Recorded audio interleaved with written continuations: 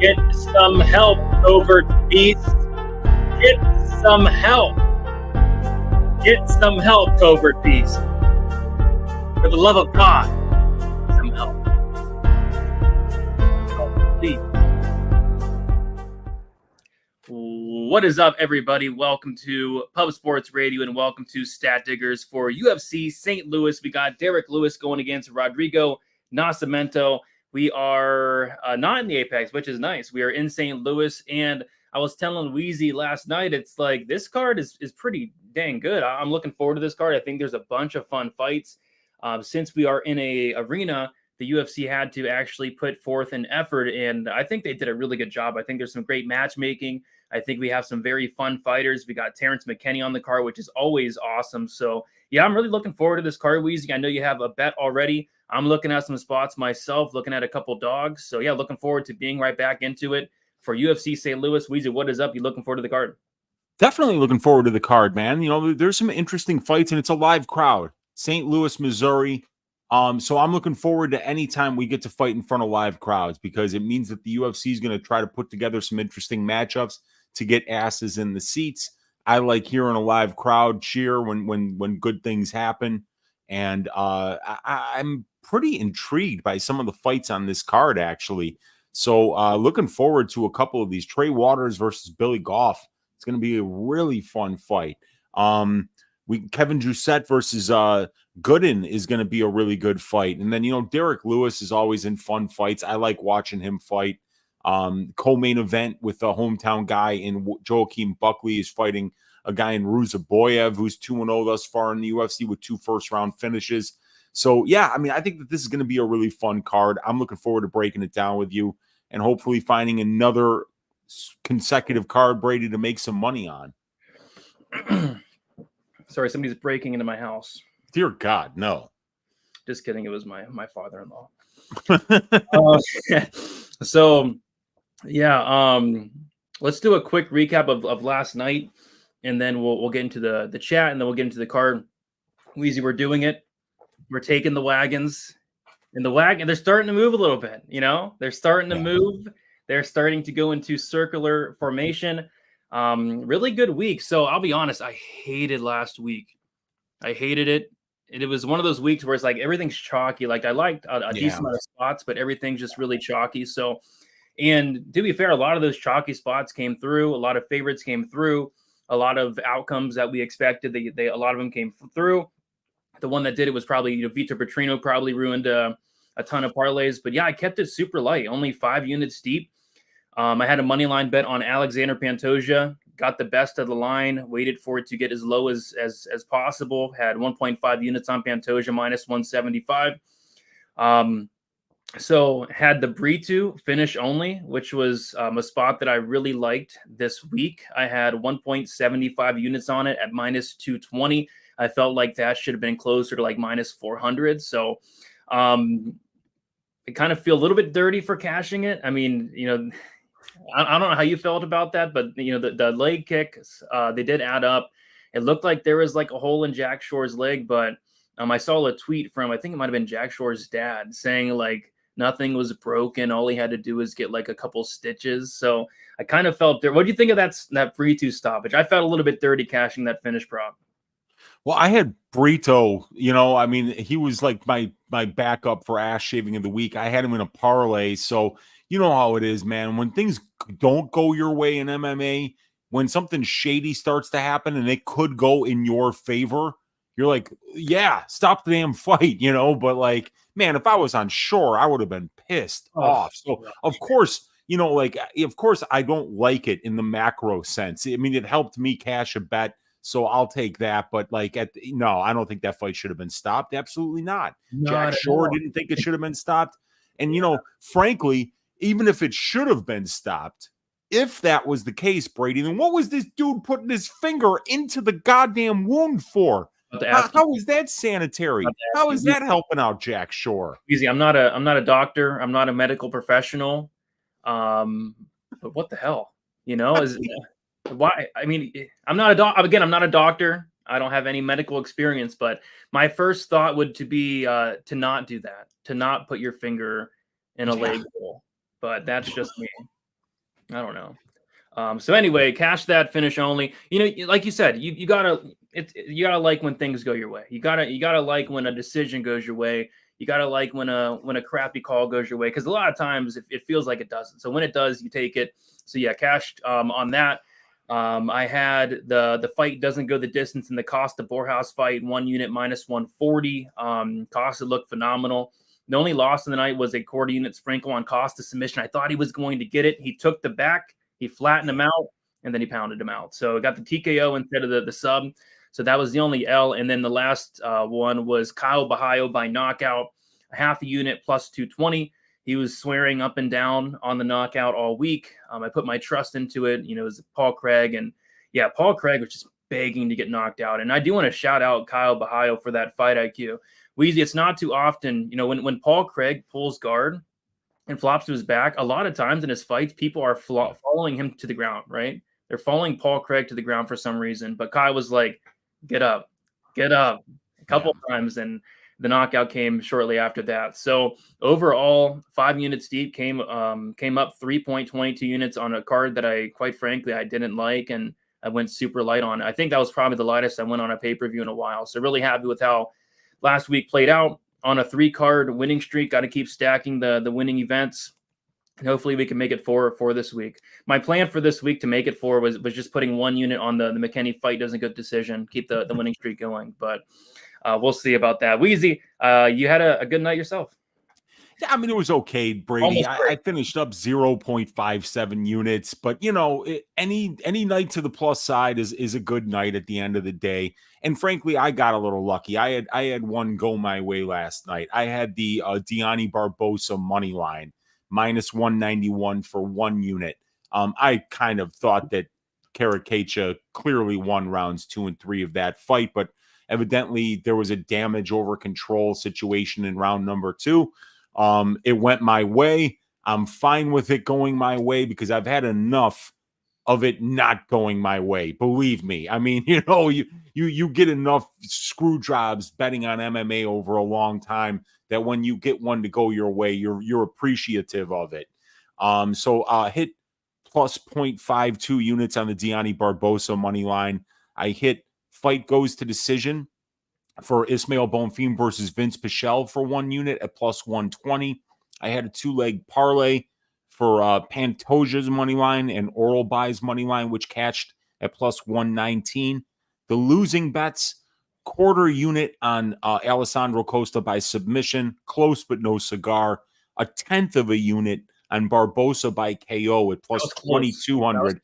She was landing some pretty good ground and pound there in round number 1. And she had a couple of those spinning back fists were close too. So when you get plus 2,200 and you even sniff a chance for a 1/10 of a unit, you're like, all right, not the worst bet in the world. But there was one that was the worst bet in the world, Brady. 1 unit on the over 1.5 rounds for Peteria versus Ferreira. Ferreira did it again, dude. Not only did he win the fight, which I was confident he was going to win the fight. I mean, at minus 600, you should be, but he did it again, man. Another 1 minute finish. This guy is going in there and fighting like he's double parked. He is getting finishes as soon as the first opening presents itself. This guy is on fire right now. It's crazy. And I predicted a dance routine, Brady, and I was severely disappointed. We got no dance routine. We got an all business Ferreira that went in there and then saved his energy for the victory celebration when he did some breakdancing after shaving the ass of poor Ihor Peteria.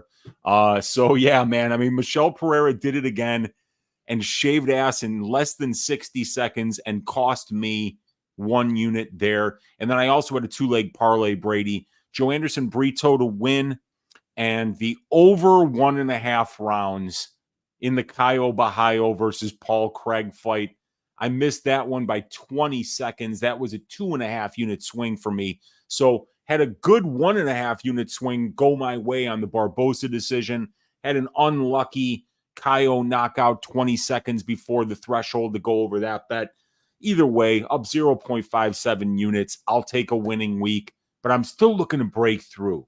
I still want that 5 or 6 unit week, where we just kind of like shoot to the upside, really kind of turn the year around and get a big win.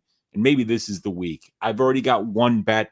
There's another bet that I'm going to be waiting for some props to open, a spot that I like that we'll talk about. And then we got to break down all the other fights too, find ways to stack cash tickets like flapjacks. Keep this winning streak going, Brady. Yep. Let's keep the wagons. Let's keep circling them, and let's keep it rolling here. Yeah, some spots sticking out. I think it's, like I said, a pretty solid card. Let's hit up the chat, see what you guys are going to be talking about here. Elijah wants saying somebody test Ferreira for PEDs. I hope his overs are even more juiced for his next fight. I mean, the under is going to be like what, minus 200 now in Pereira's next fight. It's going to be something crazy. Let's see here. We got get some help. Yeah, get some help. Vitor Petrino. Round 1, a guillotine win for Anthony Smith out of nowhere. What do you got? Mushroom in the building. What is up? Mushroom saying, what's up, Brady? What's up, Uncle Weezy? Bob Spikerman saying 301 was great. It was good. I enjoyed the card. I really enjoyed the card. Yeah. 301 was a great card. Loving this one even more, though. So many close lines. Yeah, and that's what I like about this card. There's a lot of close line, which is going to open up some value on some of these props. Whereas last week, I was looking at like Michelle Pereira round 1 or round 2 was like minus 180. Hoofy by KO, you're laying chalk on that. So yeah, I think there's gonna be some solid lines this week. Yeah, Jose Aldo looked incredible. We haven't seen him look that good in a very long time. He beat the brakes off of Martinez for all 3 rounds. Almost finished him as well. Yeah. Let's see here. Hyped for the Despaigne fight. Yes, me as well. Can't wait to talk about that fight. We got AF saying, what's easy money for this upcoming card? We'll talk about it. We'll see if we can find some spots. JP in the building. We got Londo. UFC is finally in my hometown, St. Louis. There you go. You go into the card, I'm assuming then? Enjoy it. I know our guy Gordo's going to the card. I think he's like really close to St. Louis. If not in St. Louis, I'm not sure. We got Juan in the building. What is up? We got Dirty Reg. And we have Justin Vallejos. We got Larry CTM. Silent Rob. What'd I miss? He said that Alex Pereira left the middleweight division because he saw Michelle Pereira coming. I like that a lot, man. That's a good call. That is a good call. All right, Weezy. I think we did it. Oh, do you want to talk to them about probability real quick? Yeah, for sure. You guys, Propability is a show that we did last week on Brady's channel. It's a show where we kind of take a look at all of the available data and use it to find plus EV bets on the prop betting markets, whether it's over under bets, whether it's fight goes, fight doesn't go to decision bets, inside the distance, KO, submission, decision, unanimous decision, split and majority decision, money lines. We take all of these lines, we break down all the available data and give you guys plus EV bets. This Propability Patreon and Dub Club product, the links to it are in the description of this video. And Brady and I going forward are going to be doing this Propability show for members of the Patreon only. It's going to be pay-per-view content.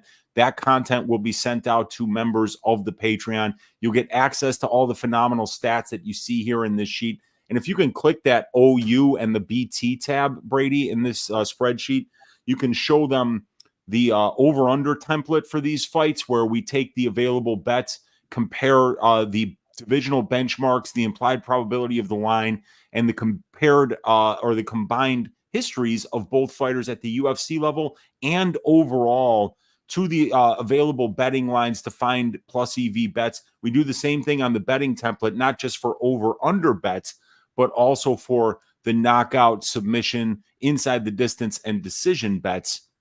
And we'll be sending out these in-depth spreadsheets that have detailed fighter histories for each of the fighters, the matchup stats side by side that you see here on Stat Diggers every week, and then access to these betting templates, whether it's the KO and sub or the over-under bets.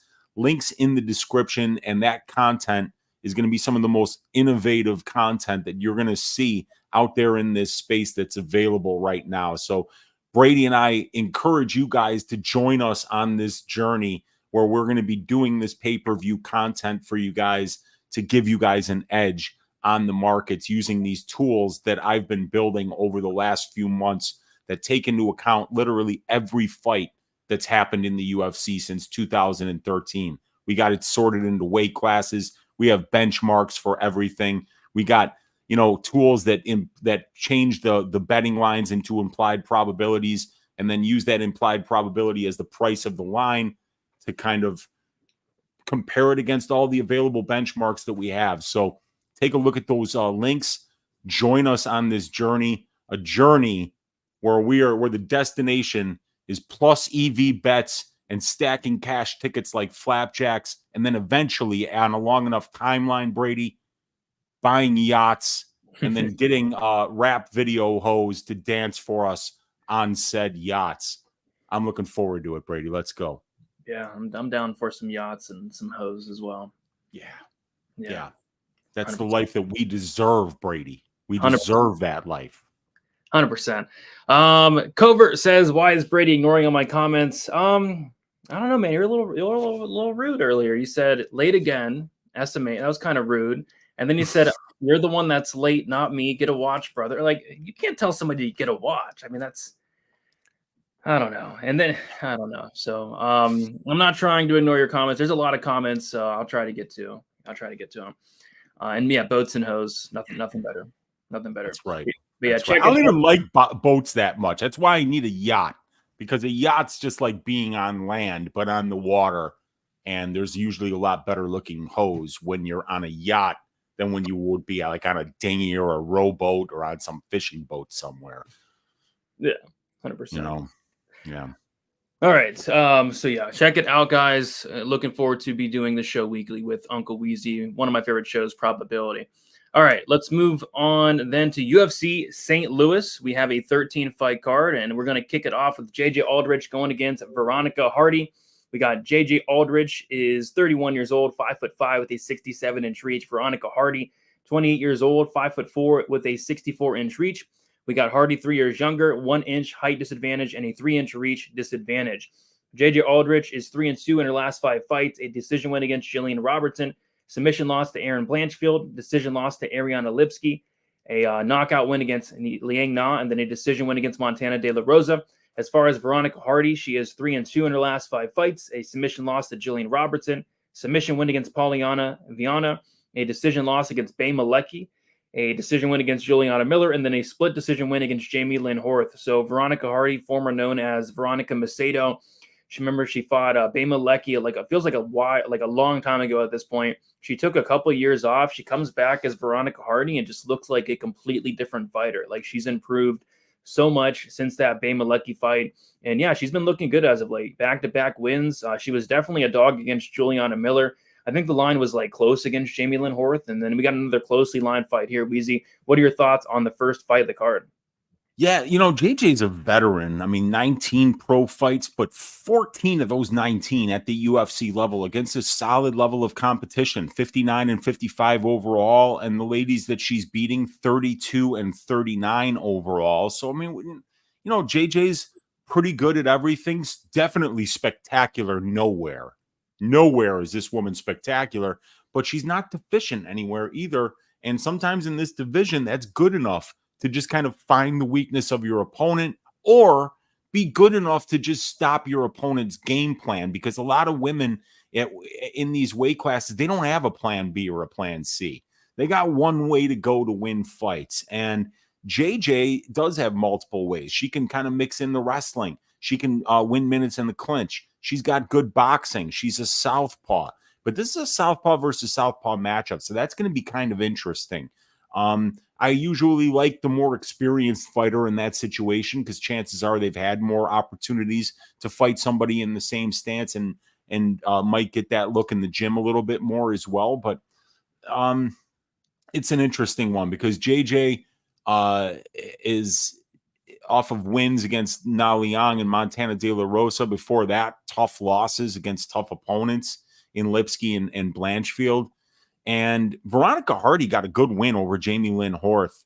I think Jamie Lynn's a tough fighter. I really do think that she's big for the division.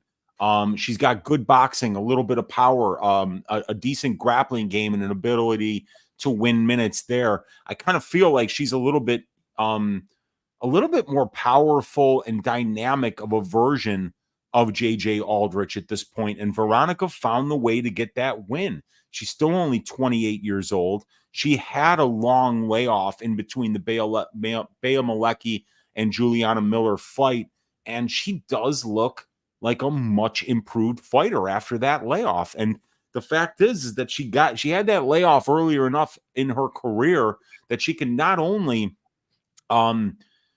benefit from the early experience in her career against high-level opponents, but then also be young enough when she takes that break to get better and come back as an improved version of herself, which she's done.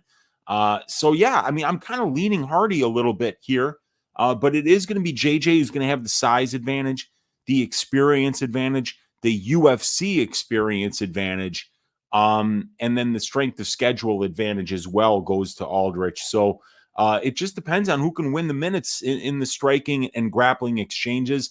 I believe, Brady, can I interest you in an over 2.5 rounds for this fight at minus 400? No, because it's minus 450. Got hit. I saw minus 375. I'm like, oh man, they're really juicing this over. I told you I bet it. I moved the line, man. I put 4 units to win one. No, on Bovada, it's minus 500. Have you ever seen an over 2.5 at minus 500? I have not, but it's important, Brady, as gamblers, when we see that kind of shit, all you got to think now is, okay, who's the better minute winner, right? Because if the books are telling you, look, this thing goes to decision 83% of the time, it's going to be the person that finds that moment. And Aldrich and Hardy both don't even have one knockout or knockdown at the UFC level. Aldrich does have a knockout, but it came against that bum Na Liang who gassed out, and it was a round. You watch it. Bum. No, she's a bum. You're right. And so, like, she's really not finishing anybody. So, yeah, I think that this is whichever one of these ladies can win the minutes here will be the one that gets the job done. Hardy throws a little bit more volume. Aldrich is a little bit more of an efficient minute winner in the grappling exchanges. So, man, I think that this is a coin flip. Take whoever gets the plus money. Yep. I don't want to bet on this. There's so many other fights to bet on. I don't really want to bet on this fight. I think I've gotten Hardy wrong twice in a row because I was definitely picking Juliana Miller. We both said don't lay minus 400 on Juliana Miller, whatever she was. Yeah. I was picking Jamie Lynn Horth, and I did not bet that either. And I don't think I'm betting this fight. So, but yeah, what I will say is Veronica Hardy, she looks like a completely different fighter. If you go watch some of her other fights, like that you shouldn't be getting your ass whooped by Bea Malecki. But since then, she's made so many improvements. So, yeah, it should be a close fight, which the line does indicate, and I think it's going to keep closing up. Oh, wait a second. So Veronica Hardy opened up as the dog, plus 165, and she's now minus 135. She's the favorite now. JJ Aldrich opened up minus 190. She's currently plus 115. I thought Hardy was the dog. Guess not. Yeah. Yeah. I mean, like they're giving you that experience. You know, they know that Aldrich has the experience advantage. 7 more fights at the UFC level. She's fought the better brand of competition. She's bigger. She's longer. Fought the better brand of competition. And good minute winner in the striking exchanges. So I'm not surprised that she's the favorite here. Hardy still has a lot to prove, but she's getting a veteran with a lot of fights this time. I mean, before she got Juliana Miller, who didn't even have as many pro fights as JJ Aldrich has had in the UFC in the last couple of years going into that fight. And then Jamie Lynn Horth, who's also very inexperienced as a professional, maybe 6-7 pro fights for Jamie Lynn going into that fight. So now she's getting a 19-fight pro veteran, 14-fight UFC veteran here. Yeah, and JJ Aldrich is solid. She's not gonna blow your socks off, but she's like solid. She's decent. She's always been. So, but yeah, Hardy looks to be just making rapid improvements. So yeah, Weezy, the over 2.5 is minus 450 on Bet Online and minus 500 on Bovada. 5 units to win one. Honestly, it probably hits, but holy crap, is that juiced? Yeah, that is extremely juiced, but it's a good tool to tell you, yes, this is going to decision. So I got to find, which one of these ladies finds those nice big striking moments occasionally, and which one is more likely to get a takedown and win some minutes on the cage or on the ground. So I think that's the best way to cap this fight. Find out, which one of these ladies is doing a better job of winning minutes. Yeah, but it might not even matter. Like the judges could F it up. Yeah. Yeah, and I mean, that's another thing to take into consideration. How can you be really confident on this fight when they're telling you it gets to the judges 83% of the time and nobody has confidence in the judging? No.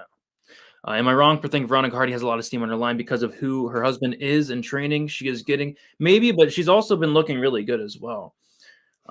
Just wait to bet decision and get maybe bet either of these by decision, but it's probably gonna be like the same line as the money line. This is gonna be a situation where you see Aldrich money line -120, Aldrich by decision -125. Yeah, you're gonna get a worse line on the prop, which does it make sense? No, but that's what you're getting. That's what you're getting. Yeah. All right. Let's move on, Weezy, to the next fight.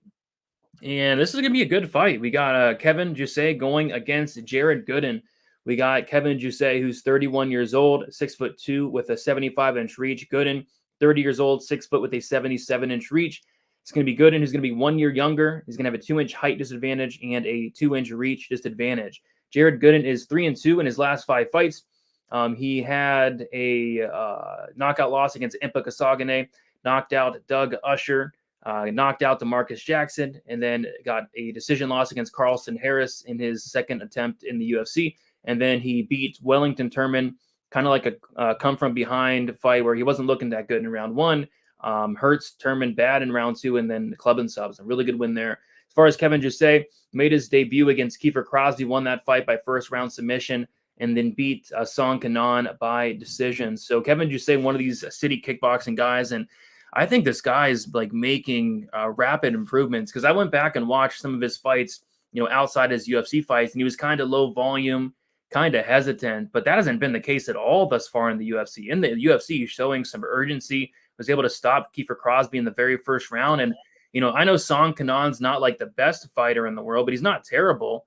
And he went out there and beat the brakes off of Song Kanan every single round. So, I think, Jousset is pretty dang good, but Gooden's another one of these guys who's just, he's underrated. I think, he was a big dog against Turman.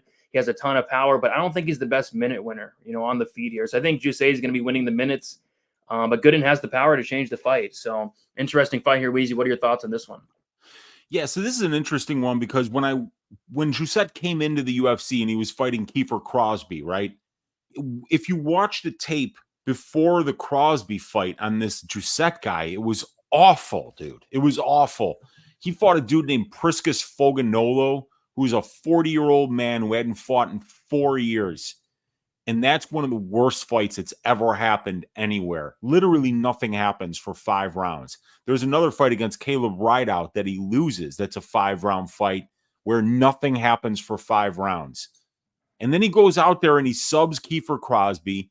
He goes out there in the next fight and lands 643 significant strikes against Song Kanan. So it's like we've seen a tale of 2 Joussets. The pre-UFC Jousset is great if you are having problems sleeping. Put on the Kevin Jousset versus Priscus Foganolo fight. You will be sleeping like a baby less than halfway into round number 1 of that fight. Literally nothing happens for 25 minutes. And the Australian accent of the announcers is very soothing. Okay. So it's now it does look like Jousset's going to be a decent minute winner at this level. He's got a judo background. He's got good size for the division at 6'2". His striking is pretty technical. He 4-1 to the KO, 1-0 to the sub overall. But he's facing a guy in Gooden who's got 20 more fights than him. A guy who's got 4 more fights at the UFC level. And here's the thing about Gooden. While Jousset has definitely looked like a really solid minute winner, Gooden can win moments. He can absolutely win moments. The guy's got serious power in his hands. He's 11-2 to to the KO as a professional. And most surprisingly, 7-0 to the sub. So, Gooden is a guy that when you watch him fight, you're thinking, don't get hit, right? Do not get hit by this guy because he's got serious power in both hands. But he's got a really underrated submission game as well. Being undefeated to the submission in 32 professional fights is very impressive any way you slice it. So while Gisette is a guy who can win minutes and really kind of win those minutes, bank those rounds, and win decisions, Gooden is a guy who could throw a wrench into that kind of a game plan's works with one moment in a fight anywhere, whether it's with a submission attempt or whether it's with a big counter shot. So I think it's a very interesting fight, and I think we have a lot more to learn still about Gisette. Now, it was a very impressive win over Song Kenan because Kenan was actually fresh off a decent performance against Ian Gary, who's a guy that we know is going to be a top 10 welterweight in the UFC. So Andy pulled off the upset against Rolando Bedoya, who people were really excited about. Yeah, people were really excited about Bedoya. They made him like a minus 300 favorite or something like that against Song Kenan, and he got that win as well. So for Gisette to go in there and just kind of run through him and just put it on him for 3 straight rounds, very impressive performance. But still, it's Song Kenan, I mean, like, I rate Gooden as a better fighter than Song Kenan right now. He's more experienced, he's even more powerful, and he's definitely a better submission grappler. So yeah, this is a very interesting fight. In addition, Gisette's Australian. Australia to St. Louis is not a flight that you want to be making, and I don't think you're getting a direct flight, my friend. So it's going to be a long trip for Gisette, and Jared Gooden is going to be very close to home there. He's a Georgia guy. And I like the plus money on Gooden here. I love the experience. He's actually the younger guy as well. He's got the 2-inch reach advantage.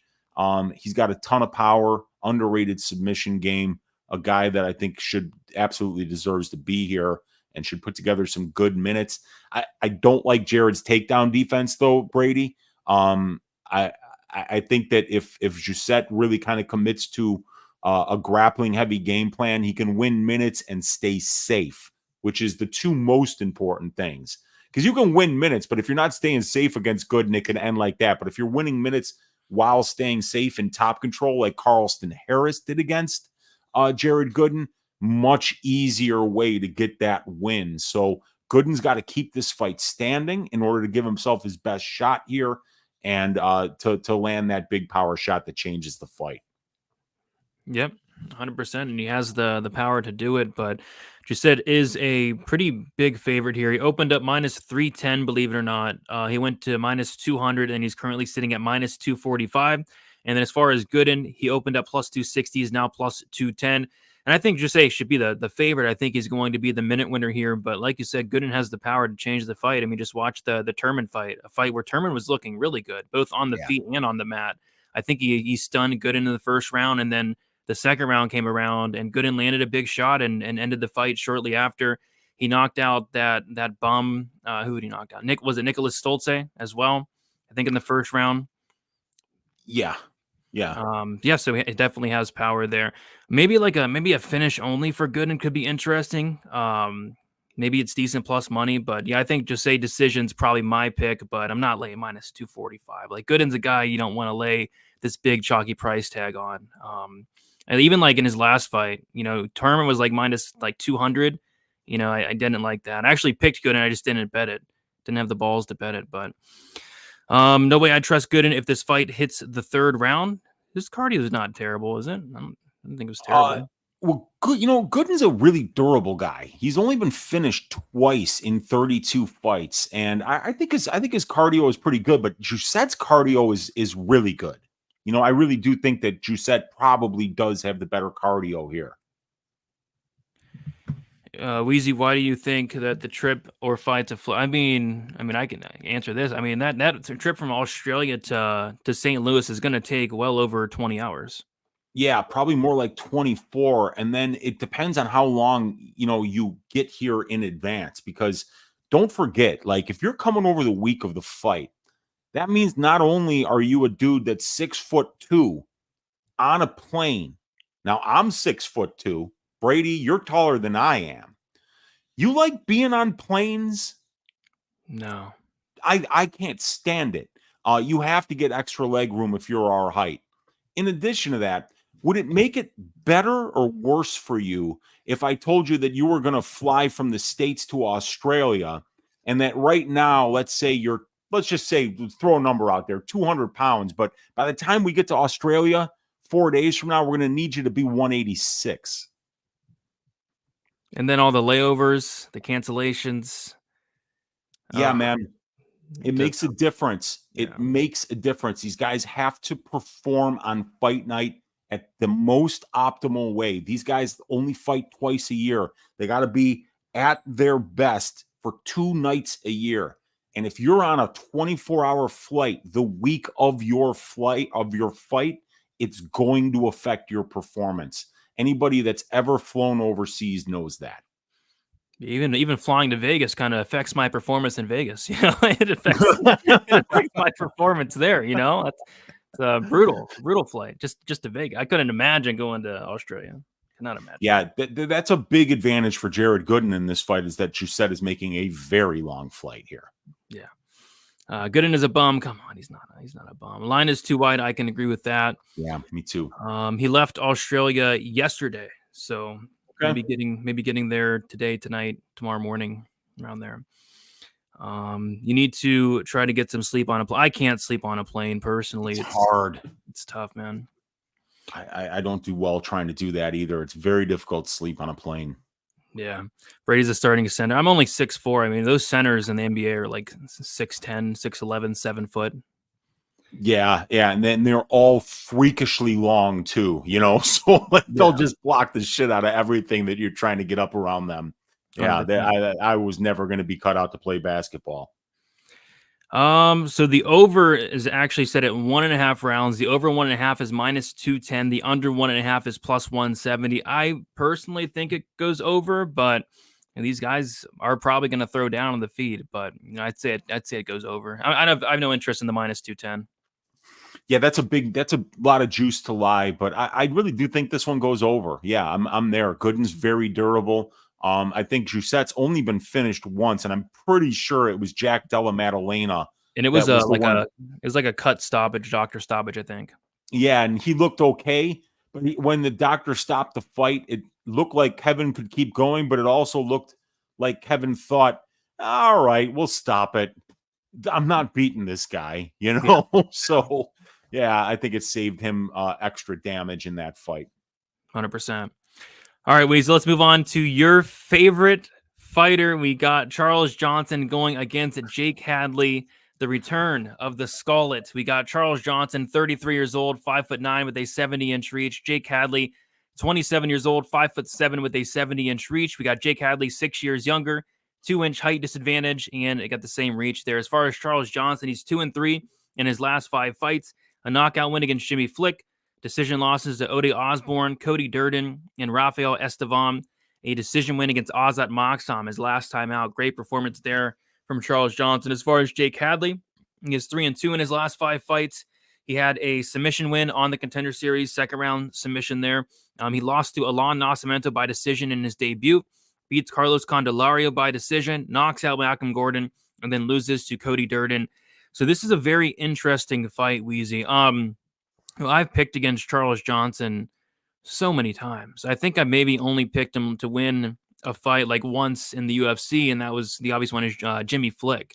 But other than that, I'm kind of picking against the guy because the matchmakers have done Charles Johnson absolutely no favors. And I kind of thought at one point, like, the matchmakers hate Charles Johnson because they're giving him Muhammad Makayev, who took him down 12 times. They're giving him, Zhalgas Zhumagulov, who can wrestle a little bit. Jimmy Flick, who's a grappler. They're giving a lot of grapplers. Rafael Esteban took him down 3 times. Cody Durden took him down 11 times. Azat Maksam, grappler, took him down a couple times. They're giving them all grapplers other than, pretty much all those guys can grapple. I guess Ode's probably more of a striker, but even Ode took him down 3 times. So, now they're giving him, I don't know, Jake Hadley, he's a grappler, but at the same time, he's a grappler that doesn't really shoot takedowns. I don't know. Like on the ground, he's really good. He has a ton of submissions. It's just in the UFC thus far, he's completed 0 takedowns. So this matchup's really weird to me because if Charles Johnson isn't getting taken down, we're going to get a Charles Johnson fight that gets, taking place on the feet. And then on the feet, I kind of like the striking more of Charles Johnson. I like the volume more, the movement.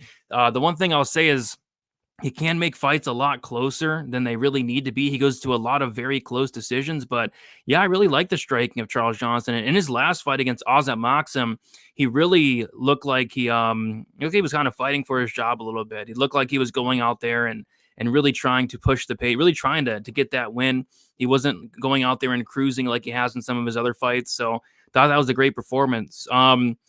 I don't know. I kind of like Charles Johnson. I haven't picked this guy too often, but if Jake Hadley's not gonna wrestle, if this is gonna be a fight that takes place on the feet, I kind of like the striking a little bit more of Charles Johnson. I don't think it's one-way traffic, nothing like that. I think Hadley's a decent striker, but I think at the very least Charles Johnson can make it close. And Charles Johnson's a decent-sized dog here, which kind of surprised me. Weezy, kind of a weird fight to break down. Charles Johnson is not going to fight somebody that's going to try to take him down 20 times here.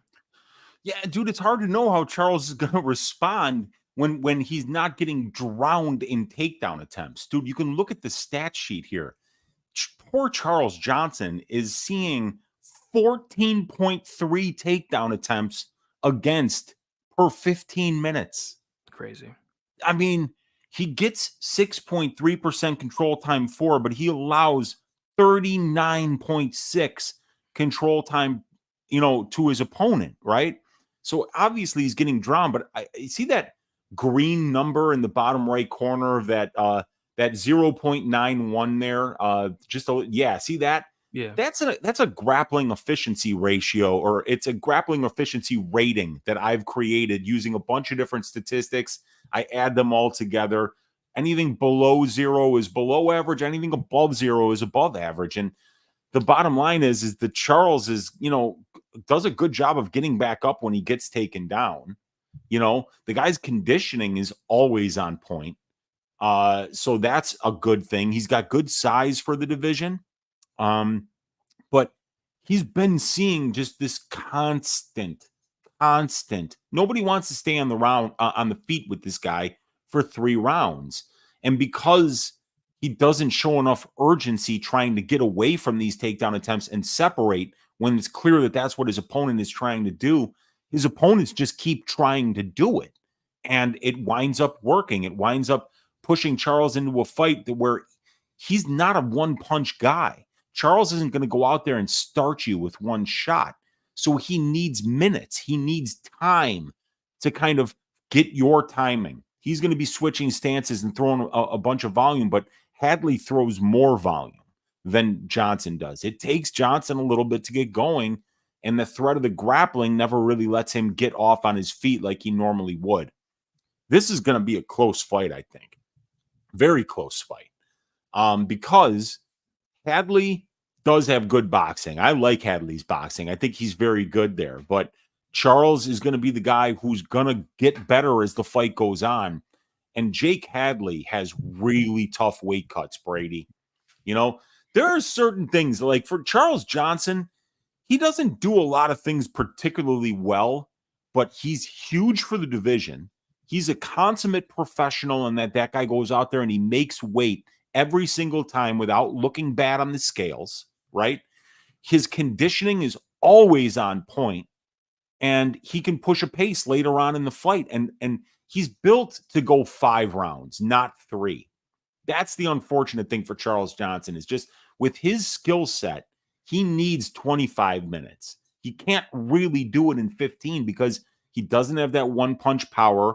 He doesn't have the ability to be able to stop the takedowns and get the fight back into the center of the cage when that's where he has the advantage.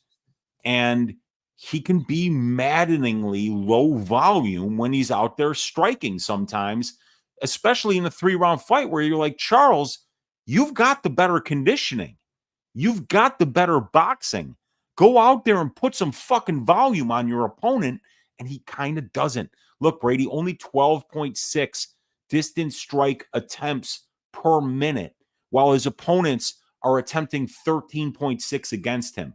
somebody with the conditioning and the striking of Charles should be out-voluming his opponents. It shouldn't be the other way around. This guy should not be waiting to fucking counter.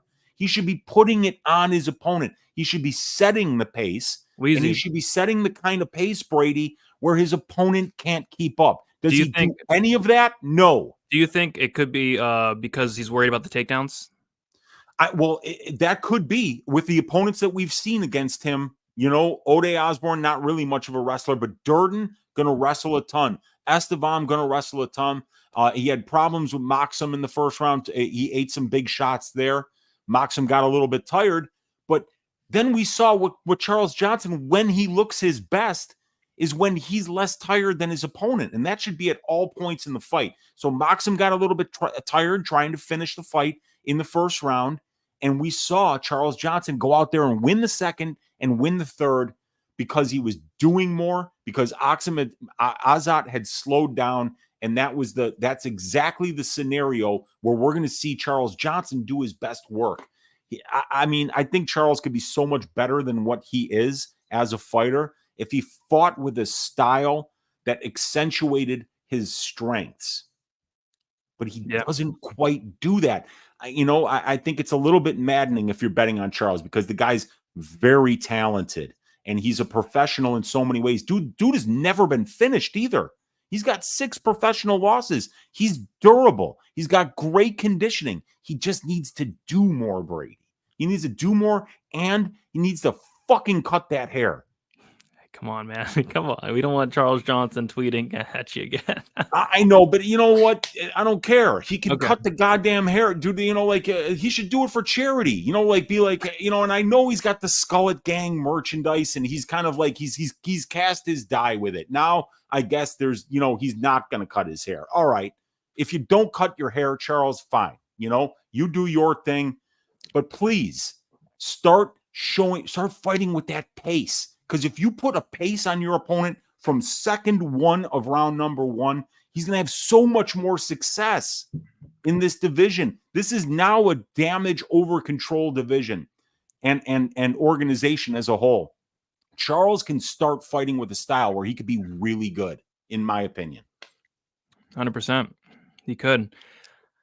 So yeah, Jake Hadley opened up -145. He's currently -164. Charles Johnson opened up +125, currently +144. Yeah, this should be a pick 'em in my opinion. I think this fight goes the distance. It's heavily favored to go over, -260 to the over. We are in St. Louis, and is Charles Johnson? How many hometown fighters do we have? I know we got Charles Johnson and Buckley.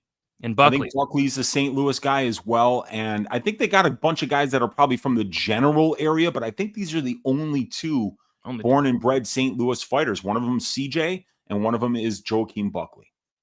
Yeah, I mean, it's absolutely a dog or pass here. When I'm trying to fade Charles Johnson, I'm looking for guys that are going to try to take him down, and that's just not Hadley, and that's just not his game. So I think these guys are going to strike, and I think it's going to be very competitive. I think both guys have their moments.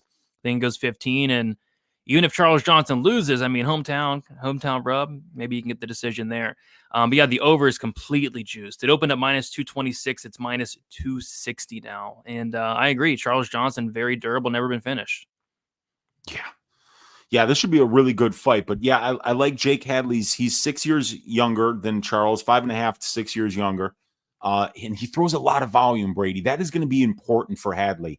17.8 distance strike attempts per minute compared to 12.6 for Johnson. So if Hadley can do more, and this winds up being a striking match, he might be the one getting the nod here because he does more than Charles. Charles needs to start fighting at a pace that is going to tire out his opponents. And Jake Hadley has said before, Brady, he's seen God cutting weight before. This guy missed weight on the Contender Series. He missed weight the last fight out against Durden. This guy has really, really difficult weight cuts to make it down to 126. And Charles is always one of the first ones to the scale, and he doesn't get tired. So I think that's going to be very important to see. If you see Jake Hadley showing up with another horseshit weight cut here, I think Charles Johnson will be the side, especially at plus money. I think that would be, you might even want to get Charles at plus money now, just in case Jake does have a shitty weight cut. Because if he does, Charles is really going to be in a position to use that conditioning advantage that he'll have. Weezy, you're not far from St. Louis to say you get down there with some clippers for your buddy. I don't know. Yeah, I don't think he would let me anywhere near his hair, and I don't blame him, but that's his choice, dude. He does that on purpose. He's got a merchandise line that highlights the fact that he has that haircut. Like I said, the die is cast for Charles Johnson. He is tied to the skullet now, and he did it to himself. Yeah, Johnson wins easy. Nothing really easy comes in a John. All his fights are just super, super close. Got Johnson here. Hadley slows down while Johnson gets better. Johnson round 3 decision. Maybe in like a Johnson live bet. Maybe he drops the first round, takes some time and wins 2-3 like typically does. Don't see Hadley knocking him out. Yeah, me as well. Johnson's the value. Fight goes. Yeah, I'd say so. I'd say so. Yeah, Split decision. So juiced. Yeah, this has split written all over. I'll be looking at the split prop, but I'm guessing they're going to be all over it. Ozat dropped the ball. That he did. He did. Let's see. Yeah, Ozat may have dropped the ball, but there's another way to look at that, and that's that Charles is extremely durable and that he found himself in a really bad spot, but he persevered through it and then won the second and the third rounds after being this close to being finished in the first. So that is another reason that we can count on that conditioning and that durability of Charles Johnson if that's the side you're on in this fight. Yep, 100%. Very close fight there. Very close fight. All right, we'll move on to another very close fight. We got Trey Waters going against Billy Goff. We got Trey Waters, 29 years old, 6'5" with a 77-inch reach. Billy Goff, 25 years old, 5'10" with a 72.5-inch reach. We have a Billy Goff, 4 years younger. We have Billy Goff is going to be at a 7-inch height disadvantage. Holy crap. And then what is that? Like a 4.5-inch reach advantage. Yeah. So Billy Goff is 5-0 in his last 5 fights. He made his debut against Kinoshita, won that fight by first round knockout. He beat Smatrisky in the first round as well by first round knockout on the Contender Series. As far as Trey Waters, he has 4-1 in his last 5 fights, had a Contender Series loss against Gabriel Bonfim by submission, Von Flue, and then he beat Josh Quinlan in his debut by decision. This is going to be a fun fight, man. I like both these fighters quite a bit. First and foremost, Trey Waters is huge for the division at 6'5" with a 77-inch reach. And he's a guy that, very long, very rangy. He has that hands down style, but he's like one of the guys where I feel like it kind of works for him a little bit. He's able to roll with punches, able to get out of the way. He can get hit here and there, which you don't like to see, but he has that hands, really low style, just a really good striker with some decent power as well. And on the flip side, you get Billy Goff, who's just a dog. This guy is just an absolute dog. And a lot of his fights, he's like getting beat up early on. He's getting put into the bad spots, but he's one of those guys that is just so tough to get out of there. You have to kill this guy to get him out of there. If you don't kill him, he's gonna kill you. He's gonna come after you. He's gonna pressure you, and he's gonna get you out of here. So I think it all comes down to how Billy Goff approaches this fight, which I have a feeling how he's gonna approach it because it's how he approaches all his fights, which is going to be to pressure, get into Waters' face. Because if this is a fight that takes place at distance, at range, Billy Goff's getting his face punched off and probably knocked out. But if Billy Goff is able to pressure Waters, get to him, land some big shots, get on the inside, I think it's a really, really good spot for Billy Goff potentially. I think it's a violent fight. I'm going to be looking at a total. Last time I checked, there was no total, but I think somebody's probably getting served here. If Waters is able to keep the range, land a big shot, we've seen Billy Goff knocked out before. We've seen him hurt a lot. And then as far as Billy Goff, like I said, this is a dog. He has power, and if he gets on top of you, his ground and pound's vicious. So, Weezy, this is a very fun fight here on the prelims. What are your thoughts on it? I had so much fun taping this fight, Brady. Both of these guys. I love fighters that fight like Billy Goff. I've said it so many times on this show, but when you have these 4 things, durability, conditioning, pressure, and output, you can beat almost anybody at this level because the most technical fighters wilt under that kind of a style because technical fighters need space. And Trey Waters is so technical. His striking is so clean. I love what Trey Waters does because even though he's this long fighter that needs space to operate, when you watch Trey fight, he's the one pressuring. He pressures and he uses that pressure to kind of get you to throw first, and then he's looking to counter back at you. But if you don't go first, Trey recognizes that, and he will go first, and he'll use that jab of his, and he will use those long legs to land teep kicks to the body and leg kicks to kind of maintain that range to try to get you to close that range. And when you do, when you pressure Trey, he's really good at getting your respect. He throws straight punches down the pipe. So this fight is fascinating to me because Trey does a good job of using his style to frustrate pressure fighters, and Billy Goff is an uncompromising pressure fighter with a lot of durability and a lot of power in his own right. So what I don't like this matchup for Trey Waters, and I think Trey Waters is a phenomenal prospect. I will be betting Trey Waters a lot as a UFC fighter, but this kind of an opponent, Billy Goff, is never going to stop coming forward. And if you don't believe me, go watch his fights. That Yusaka Kinoshido fight versus Goff from the bell that fight came down to one thing: whose pressure was going to work. They were both trying to be the pressure fighter. They were both landing big shots. And then at some point, Goff got out on that front foot. Yusaku realized he wasn't going to be able to be the one that was pressuring. And as soon as Goff got on the front foot consistently, the fight was over shortly thereafter. He drills him to the body, drops him, and then gets on top of him and just murders him. And that's what you see Billy Goff doing over and over and over and over and over again. He wins the pressure battle. And if you watch Trey Waters fight against Benjamin Bennett in LFA, you can watch Trey Waters lose the pressure battle for the entire fight. Now, Trey Waters gets a win in that fight. He gets a win by a third-round knee, but actually the winner of the fight should be the referee. The referee should be named the winner because he saved Trey Waters from the pressure of Benjamin Bennett not once, not twice, not 3 times, but 4 different times. In the 3rd round, the referee pulled Benjamin Bennett off of Trey Waters when Waters was beating his head in on the cage.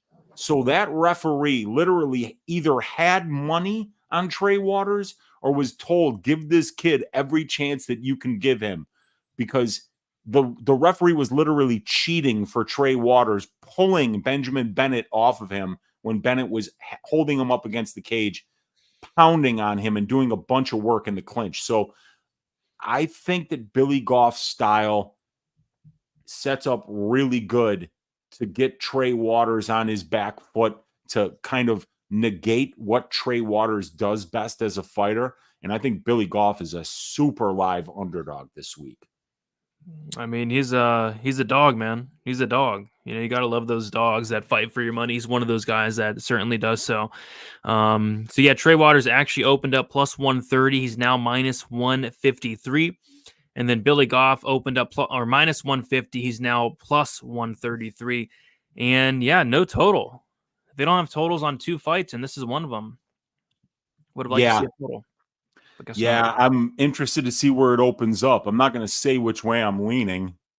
Yeah, I don't know. Because it always seems like whenever I say which way I'm leaning, I get one thing when they finally do open it up, it's in a place that I don't like it. Yeah. And we do like the over in the McKinney fight, right? We like the over in the McKinney fight. We like fight goes to decision for Trey Waters versus Billy Goff, because both of these guys, they got no offense, either one of them. So this one's easily going to coast the full 3 rounds, Brady. If they had any brains in their head, they'd open the under 2.5 at plus 200 for this fight. Agreed. Yeah. All right. Yeah, that's gonna be a fun fight, man. I mean, this could be like a potential fight of the night. Like, these guys are gonna swing dicks, I think. And I think it's gonna come down to who has the bigger dick. Dude, I love this fight. I can't wait to see who comes out victorious here. And I'm a big fan of both of these guys. Billy Goff, only 25 years old. Trey Waters, only 29. I'm fired up for this one. This is a great fight. Yeah, it is. Yeah, it is. What is up, Pete? What is up, Pete? Let's see. What is up, Nick? Trying to read the chat as much as possible. You guys are killing it in the chat tonight. Appreciate you all for hanging out here on a Sunday. Let's see. Yeah, we'll talk about that McKinney fight. I can't wait to talk about that fight. But let's keep moving on. We have Tabitha Ricci going against Tecia Torres. We got Tabitha Ricci, 29 years old, 5'1", with a 61-inch reach. Tecia Torres, 34 years old, 5'1", with a 60-inch reach.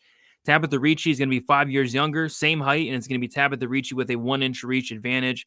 Tabitha Ricci is 4-1 in her last 5 fights. A decision win against Maria Oliveira, a decision win against Pauliana Viana, submission win against Jessica Penne, a decision win against Jillian Robertson, and then a decision loss against Lupi. Split decision loss there her last time out. As far as Tecia Torres, she is 3-2 in her last 5 fights. A decision loss against Marina Rodriguez, a decision win against Brianna Van Buren, knockout win against Sam Hughes, decision win against Angela Hill, and then a Mackenzie Dern decision loss. And yeah, where the heck has Tecia Torres been, man? It's been 2 years since we've seen her last. I know she got married to Raquel Pennington. You know what else she's been up to? I'm not sure. No, I don't. 2-year layoff for Tecia. Did she have a baby? Can somebody in the comments let us know if she's had a baby? I can look it up, but that makes sense potentially. Let's take a look. So she has had a baby. Well, she has a baby. I don't know if she had it though, but she was pregnant. Yep. Okay, there you go. So that's as good a reason as any for a 2-year layoff. So that's a big narrative issue, and I hate fights that have narrative issues. And we've got 2 here, coming off a pregnancy and coming off a 2-year layoff at the age of 34. Yeah, 100%. So that's interesting. So yeah, Weezy, take it away while I try to log into I'm trying to pull up some pictures, but I can't log. I gotta maybe change my password. Yeah. So yeah, Tabitha Ricci here is going to be about 5 years younger than Tecia. They are about the same size. This is one of the only fighters in the division that Tabitha Ricci will be the same size as. She would be bigger than Corey McKenna. She'd be about the same size as the tiny tornado Tecia Torres here. But yeah, I mean, Ricci definitely been the much more active fighter. It's Tecia who's a lot more experienced overall and at the UFC level, but you have to wonder how much that experience advantage means after a 2-year layoff and a pregnancy. You know, she might find herself that she's not fighting at the same level with the same speed and with the same energy that she was fighting pre-pregnancy. So that's something we need to kind of keep in mind here. But Ticia's numbers are great. You know, you look at that distance striking differential, Brady, of positive 2.4 compared to negative 1.2 for Tabitha Ricci. You look at the fact that Ticia's, it's hard to control her. The grappling efficiency is right around average for her. She gets taken down 1.7 times, but the grappling efficiency, like I say, it's decent. While Tabitha does do very well, a good job of winning minutes in the clinch, in the grappling exchanges. When she can't do that, we have to worry about, will she be able to win minutes, and especially against somebody like Tecia Torres, who is landing 2.4 more significant strikes at distance per minute than she absorbs. I mean, that's a really good rate, 69% distance striking defense. And I thought that her last fight against Mackenzie Dern was such a high-level fight, such a great performance by both fighters. I thought that was truly a coin flip. Either one of them could have gotten the nod there at the end. It wound up being Dern that got the nod. But I do like the fact that Ticia's fought the much higher level of competition. I think Ticia's probably the better minute winner at distance striking exchange. She's more experienced overall and in the UFC. And since Ticia's never been finished as a pro, I don't really give a shit that she's not much of a finisher at the UFC level, because the fact that she wins minutes is probably the best way to beat somebody like Ricci, who's also very tough. Only been finished once, and it was up a weight class on short notice against a future champion in Manon Fiorot. So if Tecia was a big underdog here, I would take a shot on her. But with the baby, issue, the 2-year layoff, is her heart really in it? There's a lot of narrative issues that are baked into this fight, Brady, that are usually the kind of issues that have me saying, I'm just going to stay away from this one because I don't feel like I'm getting an edge because I have too many questions. Yeah, man, look at Tisha Torres. Look at the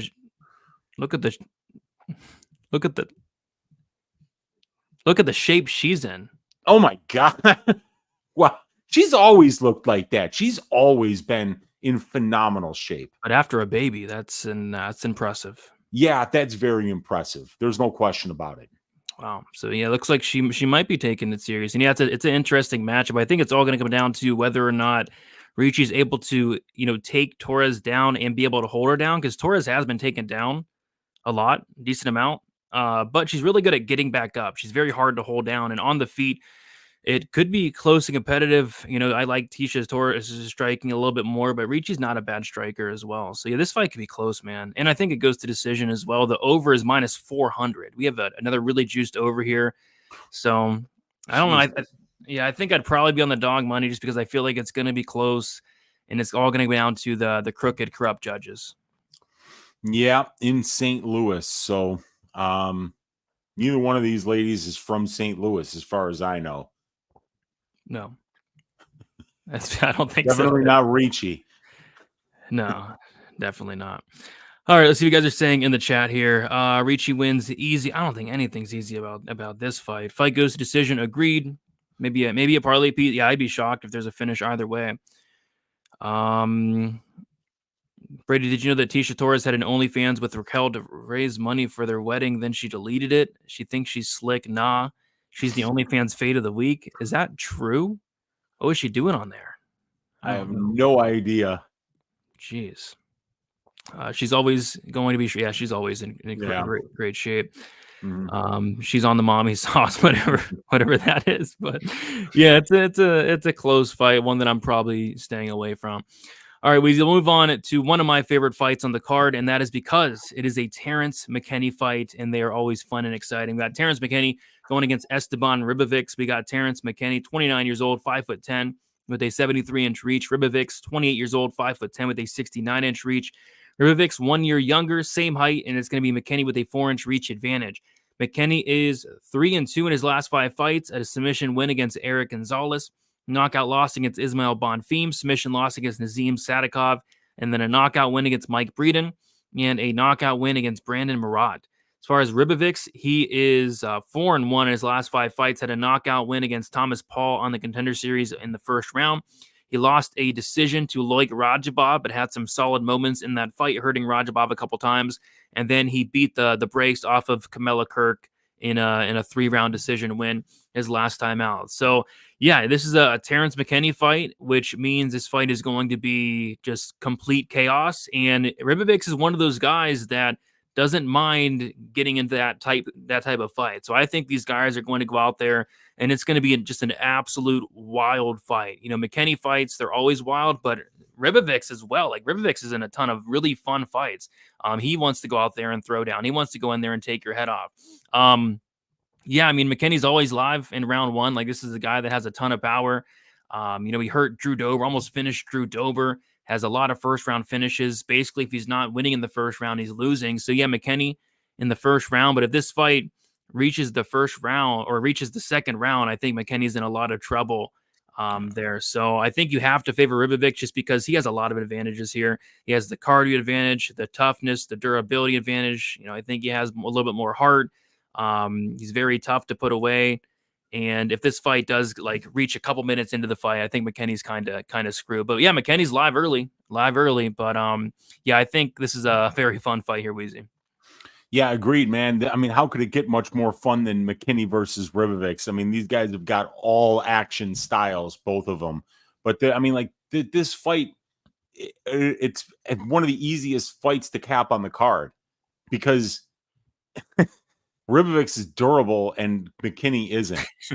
Rębecki has heart and McKinney doesn't, so this is, I mean, I think that this is Rębecki all day. But do I remember this correctly? The Rębecki Kirk fight, didn't Kirk take down Esteban in the first round and win a dominant first round?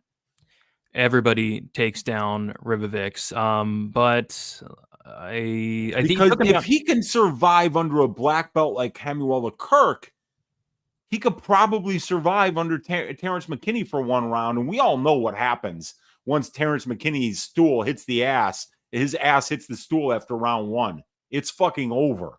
Yeah. He's not getting a second round win in this organization against anybody with a pulse. Yeah. So And yeah, you're right. Kirk did control him for 4 minutes and 37 seconds in round one. So that's my worry, right? Like, is Terrance going to have that early minute, because he can absolutely get a takedown. He can get to the back. But if Esteban can survive against a really good jiu-jitsu player like Samuel Kirk, he can survive against Terrance McKinney and then just go out there and shave his ass in the second round. I don't think there's really much else to talk about. I mean, these guys are going to swing dicks when it's on the feet. We know that much. We know how hard Terrance hits, and there's definitely a possibility that he gets Esteban out of there. But Esteban he's got a chin on him, and he's got a heart as big as a truck. And we've seen him put in so many bad spots and then wind up not only surviving those bad spots, but coming back to win the fight. We've never once seen Terrance McKinney put in a bad spot where he wound up coming back to win. It's never happened. The guy has to have things go his way from the very first second of the fight. Otherwise, he has no chance. Yep. It has to be early. It has to be in the first couple minutes. Because even on the feet, like Rębecki has a ton of like Rębecki could finish McKinney in the first round. Like we've seen McKinney finish in the first round a couple times as well. So yeah, but I did think of that as well. Like McKinney, if he wants takedowns, he can get him. It's just if he doesn't finish him on the ground, he's gonna be screwed. He's gonna be screwed. We saw it in the Johnson fight, not the Woodson fight on the Contender Series. Terrance McKinney went out there, won round one, won a little bit of round two. Once the fight got standing, he got knocked out. And then against Sadikov, I believe it was, McKinney went out there, he took him down and controlled him for the entire first round, which was great. But the second round comes around, he had nothing left. So, yeah, if McKinney wants, he can go out there and win the round via, maybe ground control. But I think McKinney's best bet is probably going out there and trying to swing dicks with this guy and maybe knock him out. But, yeah, I think you have to favor Rębecki. It's just McKinney is very dangerous early. Where do they have this line at now? So Rębecki opened up minus 170. He's currently minus 170. McKinney opened up plus 145. He's currently plus 145. The over-under set at 1.5 rounds. The over 1.5 is plus 185. The under 1.5 is minus 225. And yeah, McKinney, he does not go over often. He's went over 1.5 rounds once. But this is a fight where I actually feel like it might maybe squeak over 7.5 minutes, maybe, but I would need a lot better than plus 185 to play that. I think it's Rębecki probably round two at some point. That's the way I'm reading it as well. Rębecki late round one, early round two is probably the way. God, man, this is going to be such a fun fight. Can't wait for this one, man. So if I don't find props that I like here, if I think they're screwing us on props, I'll just say get bent and I'll just watch the damn fight because it's going to be one of the best fights on the card. This one, Goff versus Waters are probably my two favorite Oh, and then we're going to talk about Hooper versus Borshchev. That's fun too. I mean, like, this card is fun, dude. The matchmakers, they do a great job on these live cards in front of live audiences. We need to see more cities like St. Louis and Louisville and Boise and, Omaha. The UFC needs to give these cities some love, give them a chance to come out and support their own. I mean, it's great when they do this. It's great when they try. Yeah. A little bit of effort. And the McKinney, not the McKinney, the Apex, the UFC Apex is like, it's the equivalent of us just, copying a report from the encyclopedia, that like I used to do all the time as a kid. Yeah. Because I didn't care about writing reports for other people about shit that I didn't want to write about. So I half-assed it, and when you half-ass it, it shows. But when you use your whole ass, Brady, that's when good things start happening in life. Yep, that's a lesson from your Uncle Weezy. Use your whole ass and don't half-ass it. This is a great fight to watch, probably not bet. McKinney's fight IQ gets the best of him.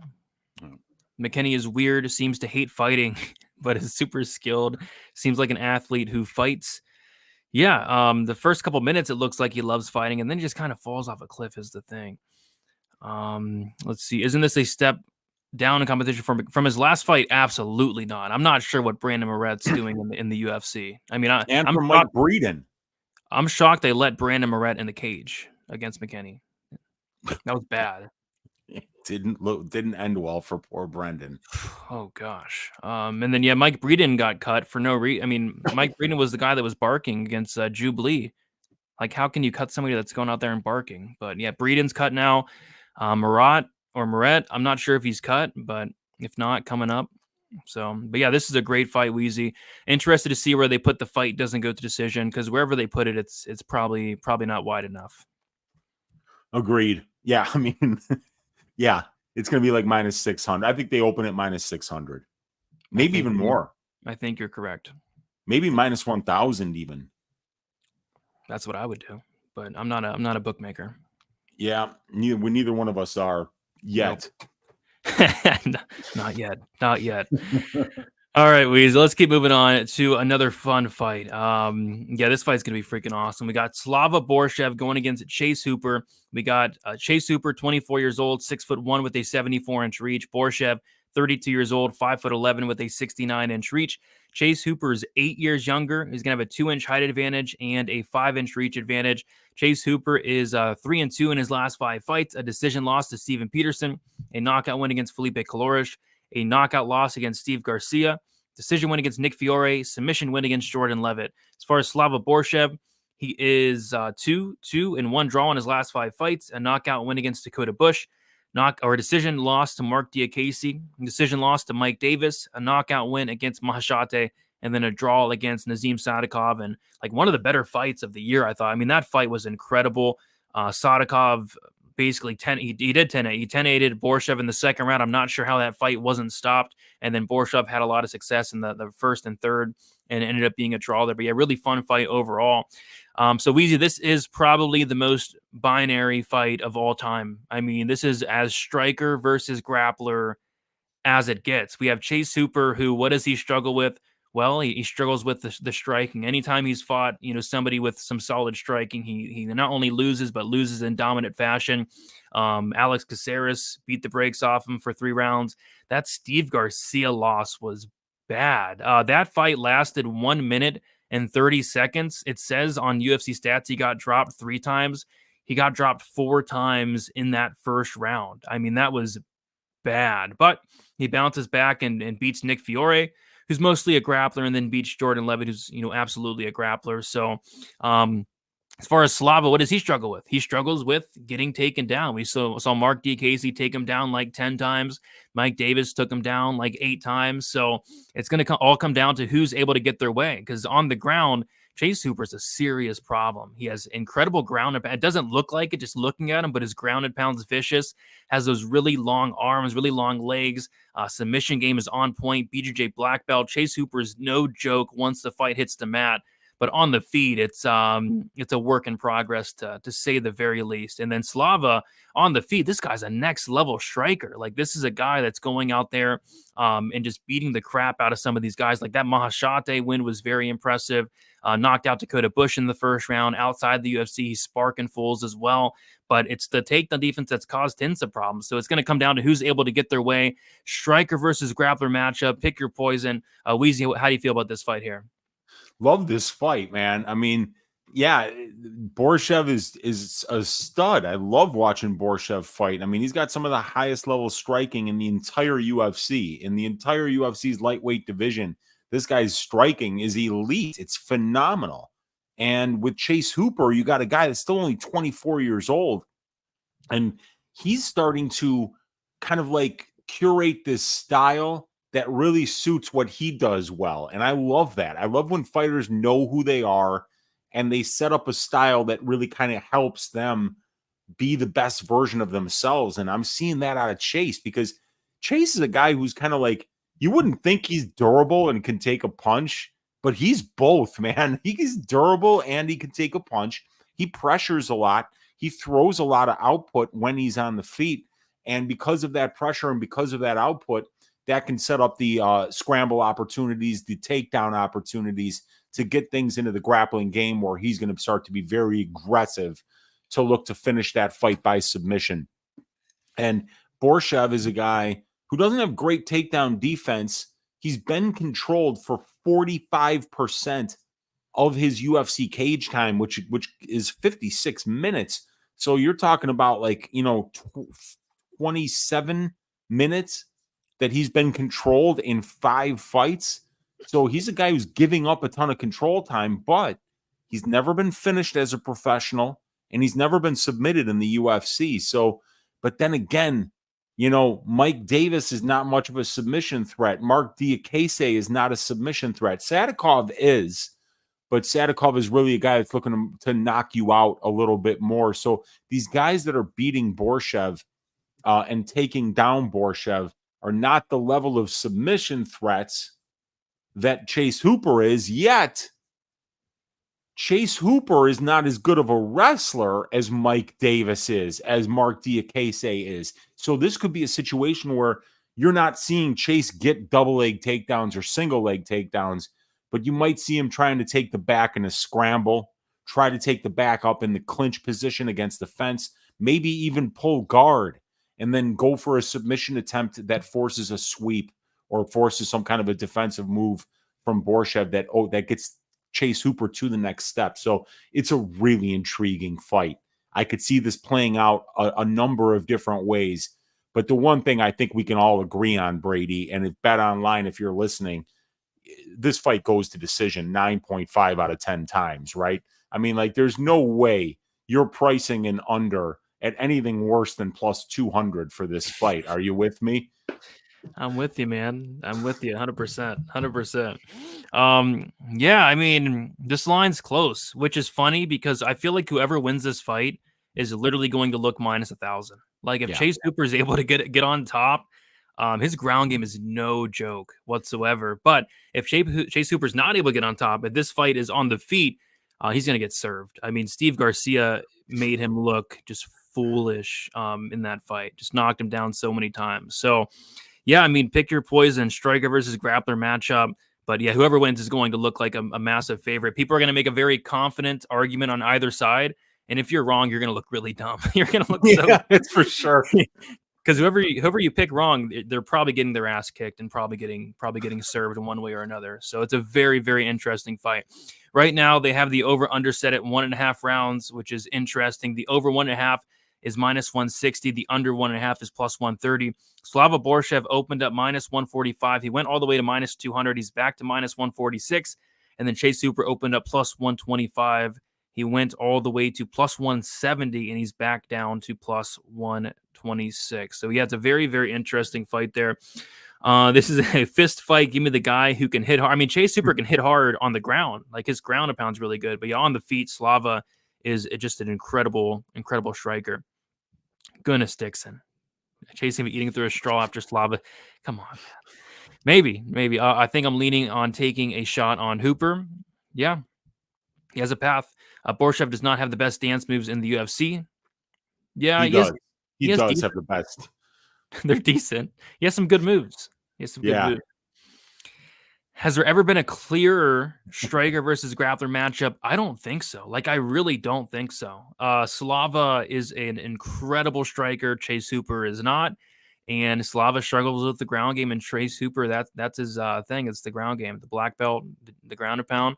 I can't think of a more clear. There's probably been one, but I can't think off the top of my head a more clear striker versus grappler matchup.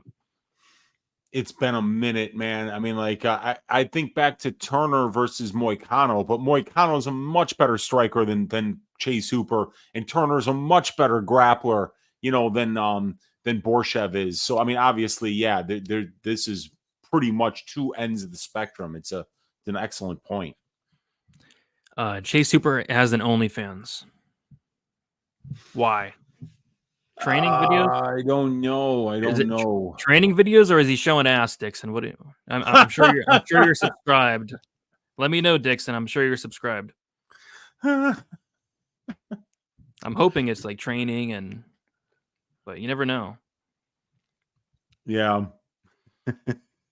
Oh God. Ben Askren, Jorge Masvidal. Yeah, that's a good point. Ben Askren's striking is not great. Yeah, That's for sure. he has a picture of a bazooka in his hands and is on his banner. Jeez, it's bad. Oh gosh. Oh my gosh. Okay. And that's why we like Dixon in the chat, man. Like he gives us Yeah. the insight. So apparently Chase Hooper is on that OnlyFans. So we'll see if that works out for him. Yes, this is that's a great recent example. Cesar Almeida, Dylan Butka, that's striker versus grappler right there, 100%. Without a doubt. 100%. All right, so yeah, another fun fight there. We'll move on. Weezy, we have. Oh boy, here another fun fight. Oh wait, Caceres Woodson first, I think, right? I've got a court. Well, let me look at. No, according to UFC stats, it's Cortes Despaigne after Hooper Borshchev. Perfect. All right, yeah, because you're right. This is a very fun fight. We have Waldo Cortes-Acosta, the salsa boy, going against Robelis Despaigne. We got Waldo Cortes-Acosta, 32 years old, 6'4" with a 78-inch reach. Robelis Despaigne, 35 years old, 6'7" with an 87-inch reach. Costa 3 years younger, but it's going to be Despaigne with a 3-inch height advantage and a 9-inch reach advantage. Waldo Cortes-Acosta is 4-1 in his last 5 fights. A decision win against Jared Vanderaa, decision win against Chase Sherman, decision loss against De Lima, a knockout win against Lucas Bresky, and then a decision win against Andre Arlovsky. As far as Despaigne, 5-0 in his last 5 fights. And all those come by first-round knockout. Made his debut against Josh Parisian and knocked out Josh Parisian about like 20, 25 seconds around there. So, yeah, I mean, you go watch the tape on Despaigne. It doesn't take too long. His entire career has lasted like 5 minutes. He has multiple finishes, not only in the first round, not only in the first minute, but he has multiple finishes in the first 10 seconds. Like, I remember talking about that on my prediction video for the Parisian fight, saying like this guy has a finish in 3 seconds and 4 seconds. And somebody's like, no, it happened at the end of the round. No, it didn't. This guy literally is knocking guys out in the first 5 seconds of fights. It makes no sense. This guy is a freak. He has a ton of power, dynamite in his hands. He's 6'7" with an 87-inch reach. I think Waldo Cortes-Acosta is going to be a pretty popular dog this week, just because we haven't seen Despaigne out of the first round. We haven't seen him battle any adversity. We haven't really seen him hit before. I've seen him hit once, actually. I saw him get hit in one of his fights against, I think it was Miles Banks, got hit there. But yeah, he hasn't really got hit much, hasn't battled much adversity, hasn't seen many minutes in the cage. I just think this guy's different. Like, when's the last time we saw somebody who's 6'7" with an 87-inch reach? I know Stefan Struve was really big, but he didn't have the power of this guy. I think Despaigne, it could be a serious problem in the UFC. And although I think Acosta's good, I think he's really good. I think he's a good striker. He's shown the ability to be durable. He's shown the ability to go 15 minutes. He's shown the ability to have, decent volume across 15 minutes. But, you can only be so durable. I think this guy Despaigne can like knock out a truck. That's how hard he hits. So yeah. I gotta go Despaigne. I'm not picking against this guy anytime soon. So for that reason, I'm going Despaigne by first round knockout. But at the same time, you can make a case for Waldo Cortes-Acosta. But like I said, I'm not picking against Despaigne personally. This guy is terrifying. Weezy, what are your thoughts on this fight here? Yeah, I'm not picking against Despaigne either. I mean, Waldo Cortes-Acosta just lost a striking match to a 43-year-old Andre Arlovsky. Yeah. This guy Despaigne got a brutal knockout while actually being bum rushed and running backwards against Josh Parisian. I don't really think there's much else to talk about here. Yeah. I mean, because Acosta can't wrestle. He's a striker, so Despaigne is going to get the fight that he wants. This is going to be a stand-up match. And Cortes has knocked out Lucas Bresky, but he goes to decision with Jared Vanderaa. He goes to decision with Chase Sherman.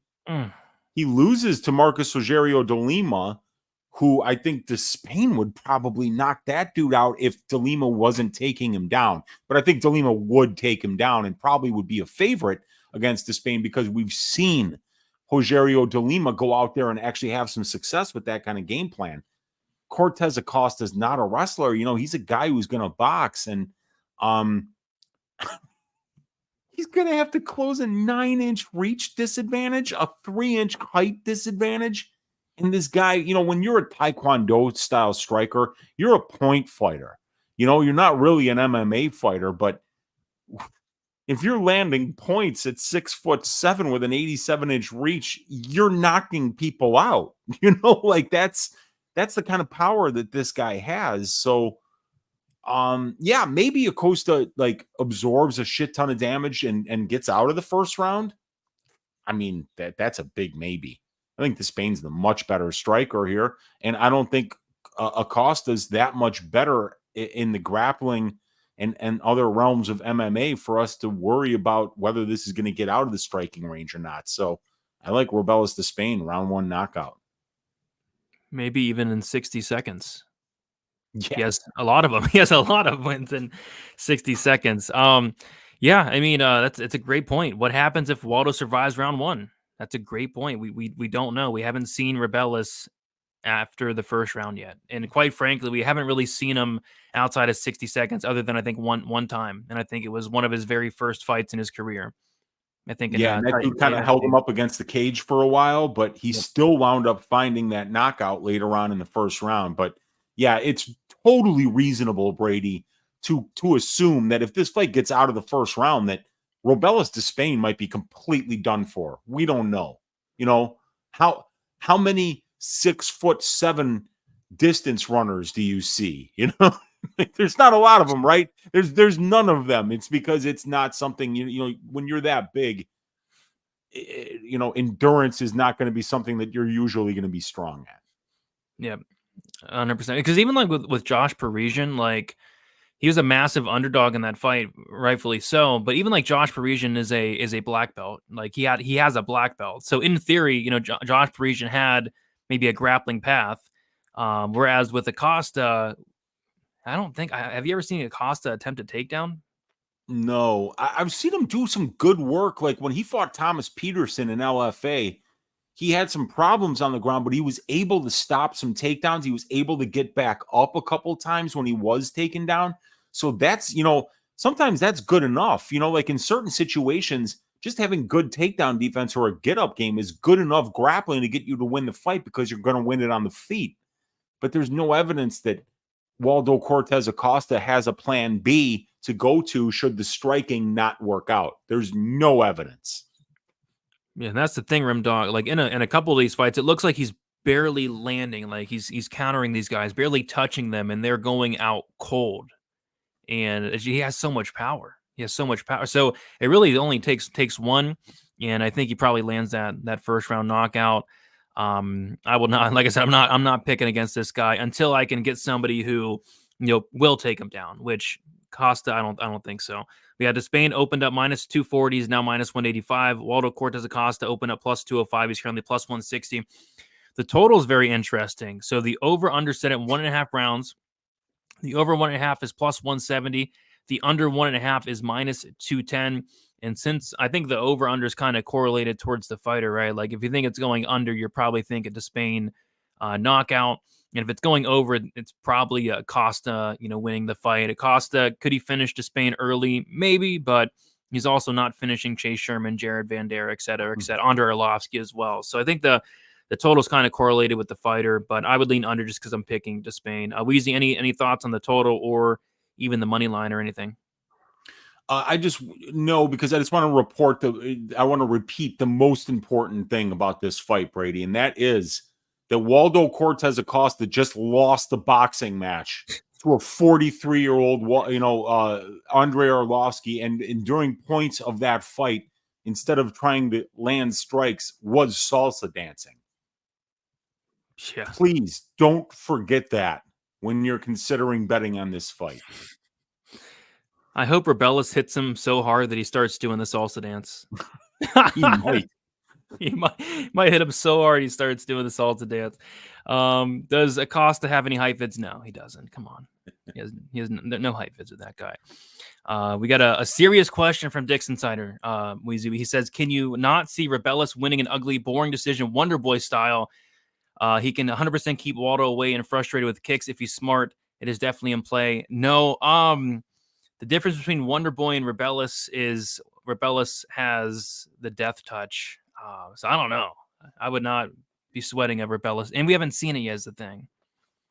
But Yeah, you're right. that's the thing. If you have never seen the guy out of the first round, it's not reasonable to assume that they can win a decision ever, because we don't know. Like, you can only consider something as reasonable to assume if you have some kind of past data to suggest that it has happened before.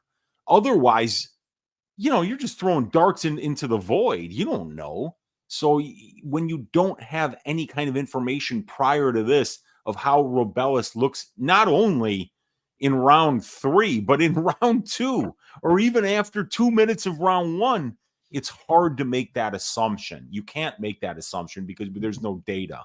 So, could it happen? Yeah, of course it could happen. But is it likely? Probably not. Yeah. I don't think so personally, unless Waldo just starts doing the salsa dance the whole time instead of fighting, which we could see. That could confuse Robelis. It could. They did a dance off, maybe. We'll see. But yeah, I couldn't believe that, dude. You have Andrei Arlovski in front of you.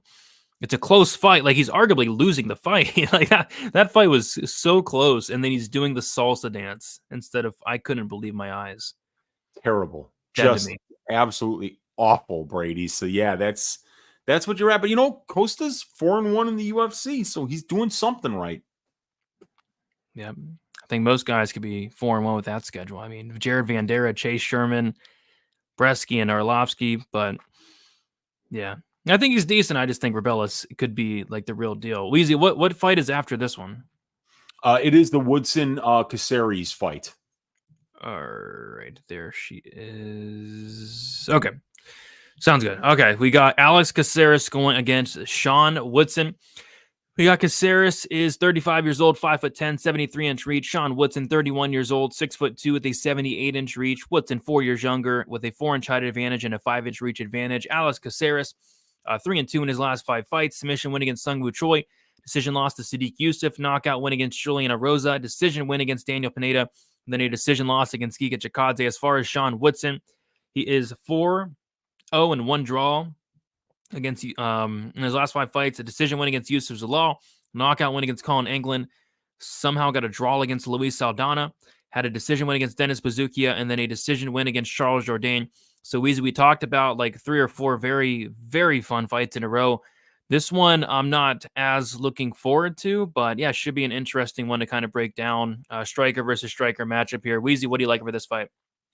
Yeah, Caceres has got a ton of experience, 36 professional fights, 400 minutes of pro cage time. So he's got 23 more pro fights than Sean Woodson. He's got 16 more pro fights, and that's just since 2013, because Caceres has actually been in the UFC prior to when I first started collecting data, which was January 1st, 2013. So, yeah, man, Caceres has got a ton of experience. He's got a 13-9 UFC record, but the guys that he's beating are definitely like some of the lowest, level guys in the division. He's got a 50-55 record amongst the guys that he's beaten, losing record overall on the aggregate. So when you look at Caceres' wins, they're not the most exciting wins, but he's just been performing at a very high level lately. He's a guy that's almost impossible to finish. He's tall and long for the division for the most part, but this is not going to be the time where he's looking tall and long against Sean Woodson. So the one thing that Caceres is pretty good at is grappling. He can definitely get out there and cause some problems with his submission attack. The problem is that he doesn't wrestle at all. So when Caceres has a grappling advantage over his opponent, you can be 100% sure that he's not going to take advantage of that grappling advantage unless it's just absolutely presented to him on a red carpet. Otherwise he's not going to go out there and make it happen. He's not going to go out there and force the fight that his opponent doesn't want. And what fight does Sean Woodson want? He wants a distance striking battle. He's the better boxer here. He's 4 inches taller than Caceres, and he's got a 5-inch reach advantage. And he is just a very technical, clean boxer, and he's starting to throw with a little more power and purpose, which is scary because Caceres is not a guy that's known for being like a murderous power puncher. He's also not a guy that's known for a lot of volume either. So I think Sean Woodson, this is a great matchup for him because even though he's fighting the more experienced guy who's fought the better brand of competition overall, who's the better grappler, and who's just done this more and more and more, the much more experienced guy, this experienced guy is not experienced enough to know when he needs to grapple. So Caceres is going to give Woodson the fight that he wants. And isn't Sean Woodson a St. Louis guy? I think so, man. I think he might be a hometown guy as well. If something tells me he's from that area. But either way, I love this matchup for Woodson. I think it's the perfect matchup for him to be able to kind of use that grappling game that he's known, use the striking game that he's known for. And he's even mixed in a little bit of grappling as well in recent fights. So I do think that this is going to be a good spot for Sean Woodson to get the fight that he wants and win a decision. He is from St. Louis. St. Louis. Well, so yeah, the nickname is the St. Louis Sniper. So I guess I should have known. So yes, he is from St. Louis. So that's three guys. So we got Charles Johnson, we got Sean Woodson, and we got Joaquin Buckley representing the great city of St. Louis on this Saturday. Yeah, I think that the Charles Johnson Hadley fight probably goes to decision. Charles Johnson, hometown guy, could maybe win a close fight.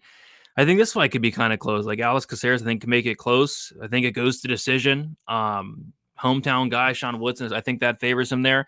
The Buckley Ruziboev, I don't think that fight's going to decision. I don't think the judges matter there, but yeah, maybe hometown advantage for some Woodson here.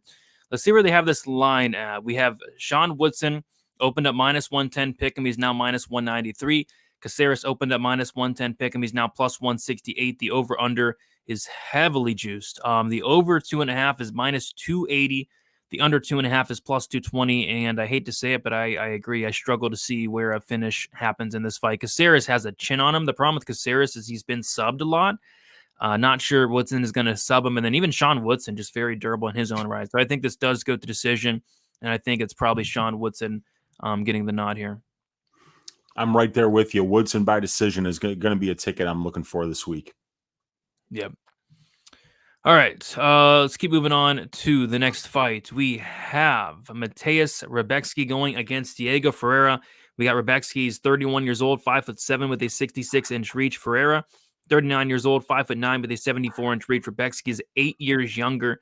He's going to be at a 2-inch height disadvantage, and he's going to be getting an 8-inch reach disadvantage there.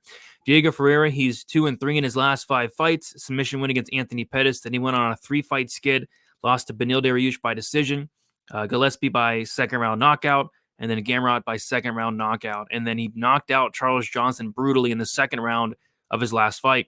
As far as Rębecki, he is 5-0 in his last 5 fights, made his debut against Nick Fiore, won that fight by decision, had a first-round submission win on the Contender Series. He beat Loik Rajabov by knockout in the second round. Incredible win there. I think that win's going to age very well. And then he submitted Roosevelt Roberts in the first round as well. So I guess the big thing to mention here is Diego Ferreira is now 39 years old, which is definitely getting up there, especially for these lower weight classes, the bantamweight, featherweight, lightweight. You don't typically see a lot of guys at 39, 40 years old having a ton of success. Heavyweight, light heavyweight, middleweight, that's kind of a different story. But at these lower weight classes, I don't really like to see that. Rębecki is really good. I think Rębecki is very good everywhere. Like, he can go out there, he can take you down. He can go out there, he can knock you out. His striking is really good volume, really good power, just really well-rounded wherever the fight goes. So, yeah, maybe a couple years ago, maybe Diego Ferreira may give Rębecki some problems. I think Ferreira's striking is underrated a little bit. He's a phenomenal grappler, phenomenal BJJ black belt. It's just I don't think he's taken down Rębecki. I think this should be Rębecki like all day. I'm pretty sure he's a big favorite, but I think he's a big favorite for a reason. And I think he goes out there and probably oh my gosh, yes, he is. So this line got smashed. Last time I checked, he was -250, -320 now. So yeah, this line's getting hammered, and I kind of agree with it. Weezy, what are your thoughts on this fight here? You know, I bet Ferreira last time, when he fought Gamrot, right? And my thought was there is that Ferreira is actually going to be the better striker, that Gamrot's going to crotch sniff, and that Diego Ferreira, being a BJJ black belt, was going to be able to get back up, land the bigger shots. And it was just starting to get to that point, I felt like, when he hurt his rib. He hurt his rib getting back up from a takedown attempt because Gamrot was getting absolutely desperate there. And if I'm betting on Ferreira against Gamrot as a plus 140 underdog, am I going to be passing up on Diego Ferreira at plus 250 against Mateusz Rębecki, somebody who would probably be an underdog to Gamrot? I might have to get on this because Ferreira is a very skilled fighter. The last 3 losses, he's lost 3 of his last 5, but guess what? I think Dariush, Gillespie, and Gamrot would all be favorites against Rębecki. And we just saw him brutally knock out Michael Johnson. You know, that was a career changer of a knockout there. He still has that power on the feet, and he's still extremely dangerous on the ground. The other thing about Diego Ferreira is that he doesn't fight often. So yes, he's old, but kind of like Vince Pichel yesterday, he can still fight at this pace for the full 15 minutes because he doesn't have as much miles on the tires as you would see a lot of 39-year-old veterans. So I think that they're getting a little bit carried away here. Let's not forget that Diego Ferreira smokes Roosevelt Roberts, just like Rębecki did. Diego Ferreira smokes Loic Radzhabov. Diego Ferreira smokes Nick Fiore. So this line, it just seems a little bit weird to me. I mean, we know what Diego Ferreira is at this point, and we know that there's not a lot of weak spots in his game. So I think it's going to be interesting. I love Rębecki's calf kicks. Man, that dude looks to absolutely destroy the bottom half of your legs. And when you do that, it makes it hard to do anything else later on in fights. So I see why Rębecki's 19-1 as a professional. The guy's definitely a stud, and he's had great numbers and great performances thus far at the UFC level. He's throwing a ton of volume. He's showing good defense. He's getting 3.5 takedowns per 15 minutes and out-controlling his opponents 49% to 3%, winning about 94% of the control time positions that his fights are in. But Diego Ferreira is a plus grappler. You can take him down, but he's going to be attempting submissions and getting reverses. And his numbers, despite the fact that he gets much less takedowns and attempts much less takedowns than his opponents do, he's getting a much higher percent of the control time positions than he should. So he's got just about the same grappling efficiency rating, according to my proprietary rating, as Rębecki does. And remember, that's against a much better level of competition. You add up the 14 guys that Diego Ferreira has fought in the UFC, Brady, you add up those records, 135-73. Add up the records of the guy Rębecki's fought, 6 wins, 7 losses. It's a big step up in competition for him, and this line is too wide, in my opinion. Yeah, interesting. I'm kind of seeing it the other way. I kind of agree with the steam, to be honest, but yeah, I mean, Ferreira, I always thought he was really good. It's just I think Rębecki is really good. I think this guy can be like really, really good. But you're right, it's a step up. And I mean, anybody's a step up from Radjabov and actually, I do think Radjabov's really good as well. But yeah, Fiore especially, Roosevelt Roberts, and yeah, this line's getting blown out. Rębecki's the biggest favorite on the card. He opened up minus 250. That's kind of where I saw it at. And at that point, I was like, it might parlay him with something. Sat back, missed the boat. He's now minus 320. And then Ferreira opened up plus 210. He's now plus 270. And this is the only fight. No, this is the second fight where we don't have a total, which I was kind of interested in seeing what the total would be. But I'm on Rębecki inside the distance, but it's probably going to be a trash line at this point. So this line's gotten blown out.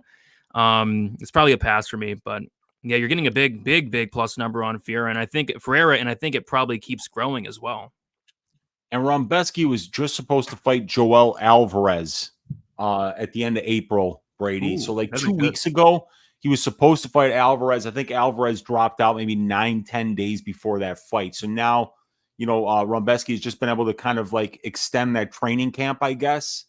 And then he got the Diego Ferreira. So this fight was just made a couple of weeks ago at most. And it's short notice for both guys, but Ferreira was not training for a fight while Rębecki was. Yeah, that's right. That Alvarez fight was going to be crazy. Yeah, it was. Yeah. That would have been a really fun fight because I like watching Joel Alvarez fight. He's a very exciting fighter. Very offensive on the feet, very offensive on the ground with the submission attempts. That would have been a fun one. Absolutely. Diego Ferreira about to look like Tim Means and Vince Bish. Yeah, the older guys haven't been doing well lately. Ever since OSP went out there and got it done, the older guys haven't. Yeah. They've been on a OSP looked great, but don't forget about Jose Aldo turning back the clock last night. Oh, he's only 37, but yeah. He's up there. Still old. Still hadn't fought in mixed martial arts in 2 years. He looked incredible. He did. Rębecki. I feel like he was. Jonathan was winning that fight, but that's typical Johnson fashion. Yeah, Johnson's a much better striker than Rębecki. I mean, yeah. Michael Johnson's a phenomenal distance striker and boxer. Yeah. Short notice 40-year-old. What could go wrong? Nothing. But this we are having to lay a massive price tag here. Has Gillespie came back from fishing it? I don't think he's never fighting again, which sucks because I'm a big fan of Gregor Gillespie. I want to see him back in there, but it's not happening. Yeah, Gregor's heart isn't in it. No. It's not, I mean, he'd rather be doing other shit. And I mean, like most people would rather do just about anything than get in their cage in their underwear and fight another grown man for money. It's not an easy way to make a living. So I don't blame Gregor. Yep. Haven't seen him in 3 years since that Ferreira. And that fight was awesome. Ferreira had some success in the first round, and then Gregor kind of turned the tables and then finished him in that second round. Just broke Ferreira in that second round. That fight was fun. They were both exhausted. They were both completely exhausted, but Gregor pushed through. That fight was incredible. Yeah. And yeah, I'll never forget Gillespie getting knocked out by Kevin Lee. I'll never forget it. Yeah, that was absolutely wild. Never forget that either, man. Yeah, and that card was the I think it was the Masvidal Diaz card where something else crazy. What else crazy happened? Oh, that's when Corey Anderson knocked out Johnny Walker, which that was also a kind of a shock to me as well. Oh yeah, that's a fun card. And that was a good card. Remember that one?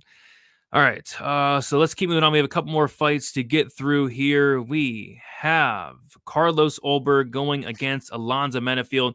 We got Ulberg, 33 years old, 6'4" with a 77-inch reach. Menifield, 36 years old, 6 foot with a 76-inch reach. Ulberg, 3 years younger, with a 4-inch height advantage and a 1-inch reach advantage. Alonzo Menifield has been looking great lately. 4-0-1 in his last 5 fights. Had a knockout win against that fraud bum Askar Mazarev. Had a knockout win against Misha Serkinov in the first round. Had a draw against Jimmy Crute. Had a submission win against Jimmy Crute, and then beat Dustin Jacoby by decision, pulled off the upset there. As far as Carlos Ulberg, he's been looking good in his last several fights. He had a decision win against Fabio Charant, a knockout win against Tafon Nchukwu, a knockout win against Nikolai Negamarianu, a knockout win against Ihor Peteria, then a submission win against Da-Un Bum. So yeah, Weezy, this fight's going to be fun. Both these guys have been on a great run as of late. We have a pretty much a striker versus striker matchup, but I have a feeling Alonzo Menifield may or may not try to, I think, be wise to maybe mix in some takedowns. We'll see if he does or not. But yeah, primarily I think this fight takes place on the feet, and it should be a fun one. I see why they put this one on the main card. Yeah, this is a great one, man.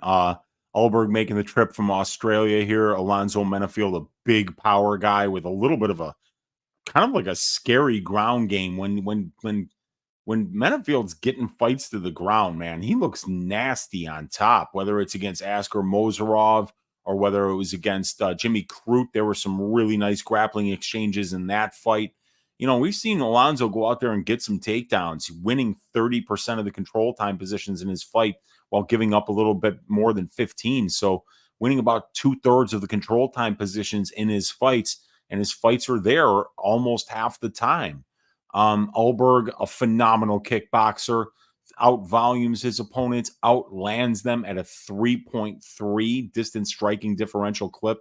Very impressive. 4 knockdowns to only 1 absorbed for Ulberg. Both of these guys have nice positive power differentials, 1.2% knockdown percentage for both of them. Alonzo has landed 5 knockdowns and absorbed 2, while Ulberg's landed 4 and absorbed 1. So both of these guys have good power differentials on their side. It's just that I think Menifield, definitely more well-tested as a pro. He's got 12 UFC fights compared to only 6 for Ulberg. And if you add up the records of the guys that Menifield has fought, they're 73 and 67, while the guys that Ulberg has fought are 18 and 20. So it's Menifield who's fought the better brand of competition. Menifield who's shown the ability to win minutes and moments with his grappling game, while we really haven't seen so much of that yet from the Ulberg side. And Menifield who has the overall and the UFC experience advantages. And while Carlos does have the striking advantage in this fight, you see Carlos is 6-1 to the KO. Menifield's 10-1 to the KO. So on the feet, while Carlos is going to be more technical, more precise, the better schooled kickboxer, Alonzo Menifield could kind of push a pace and create some pressure here and put it to a situation where he's like landing the bigger shots potentially. So as good as Carlos has looked, I feel like this is a pretty good step up in competition for him, and that Menifield has more ways to win this fight in addition to having the strength of schedule and the experience advantage. I think the power is very close for both on both sides. So I'm leaning Menifield in this spot, but I like the fact that Carlos is 3 years younger. I like the fact that he's 4 inches taller, that he's got a 1-inch reach advantage, and that I think I can count on him to do the better work at distance striking range. It's going to be up to Menifield to create some situations in this fight where Ulberg isn't going to be comfortable. Maybe get it into the clinch a little bit, maybe get a takedown or two and land some ground and pound or hunt for some submissions. So I think if he mixes in the grappling here, he can kind of push a pace in this fight that potentially could tire out Ulberg or drag him into deep water, where we've seen Menifield go to decision 5 times in his career. He's 2-1, in the UFC in decisions, when Ulberg's 1-0, but that's against a non-factor in Fabio Charant, who's terrible. So I kind of feel like Menifield's really live here, and if I'm not mistaken, he's the underdog. Oh yeah, he is a big underdog, really big underdog. Ulberg opened up -325. He went to -200. He's now -260. Menifield is sitting as a +220 underdog, which, like you said, it's interesting because he has some paths. First and foremost, Menifield hits like a truck. We've seen Ulberg knocked out before by Kennedy. And then second of all, he does have that wrestling path. But yeah, Ulberg, pretty decent sized favorite. The over under set at 1.5 rounds. The over 1.5 -160. The under 1.5 is +160. Weezy, cash it. Cash the CLV. You got it. Congrats. Yeah, dude. I paid +170 for the under 1.5 there. When I saw that line come out, go look at the OU tab. Right to the right of that AM tab there. Yep. Like even now at +130 for that under 1.5, it's a trifecta bet on my template. It's underpriced according to all 3 metric comparisons, but at +170, it was just very clear that we were getting a price we shouldn't be getting. It was far too cheap. So when you join that Patreon, the Propability Patreon, you're going to get access to these stats, and the opening lines in these templates will oftentimes present some opportunities that won't be there later on in the week. So it's another reason to join Brady on this probability path that we're on to find these plus EV bets. But yeah, I like violence here. Both of these guys hit extremely hard on the feet. And I think if Menifield gets the fight to the ground and gets to a dominant position, we could see him finish it on the ground as well. So at +170, it was something that I was reading should be a lot closer to +100. So I had to take that price difference there and take a shot on the under. Yep, don't blame you. A lot of paths to finish for sure in that one. All right. So yeah, we have 2 fights left, I believe. This is the co-main event. We have Joaquin Buckley going against Nursulton. Ruziboev. We got Buckley, who's 30 years old, 5'10" with a 76-inch reach. Ruziboev, 30 years old, 6'5" with a 76-inch reach. Same age there. It's going to be Ruziboev with a 7-inch height advantage and the same reach there. We have Buckley, who is 3-2 in his last 5 fights. Decision loss against Nasruddin Imavov, knockout loss to Chris Curtis, knockout win against Andre Fiallo, decision win against Alex Moreno, and then he knocked Vicente Luque. As far as Ruziboev, he made his debut against Bruno Ferreira, won that fight in about 60 seconds, and then he knocked out Cedricus Dumas. That was the weird card with like all the eye pokes and all the trash judging, the trash reffing. I think it was Atlantic City, right? Yeah, I think that that muscled up leprechaun stopped 3 fights too soon. Yeah. And then we had this fight where like it looked like it was a pretty blatant eye poke that Dumas got poked in the eye, and then they let the fight go on, and Ruziboev got the knockout. Yeah, bizarre card there in Atlantic City when I was in Europe, I remember. Yeah, which was probably one of my worst cards of all time from a betting perspective. Thank you, Gary Copeland. So yeah, Weezy, this is a tricky one because I feel like we've seen Nursulton in the UFC twice now. I feel like we still know nothing about him. Yeah. And which is crazy to say because this guy has 46 fights, and I feel like I know nothing about him. It's crazy. And you go watch a lot of his fights outside of these 2 UFC fights, and he's getting a lot of submissions, more specifically the Kimura. I could have swore I saw like 8 Kimura wins from this guy. It's crazy. Yeah. But yeah, on the feet, he has a ton of power. Obviously has a little bit of a submission game as well. He's training with those Gracie Philly guys as well, which I think is good. So we could be seeing some improvements. But again, I feel like I know nothing about him. Whereas Buckley, he's been looking good as of late. Went out there, handled Andre Fiallo like you should, knocked him out in the second round. He beat the brakes off of Alex Moreno, almost got him out of there. And then he made Vicente Luque quit, which feels weird saying out loud, but he made Vicente Luque quit. And now he's getting a co-main event slot. I feel like Buckley's starting to gain a little bit of hype. I feel like people are starting to get behind him a little bit.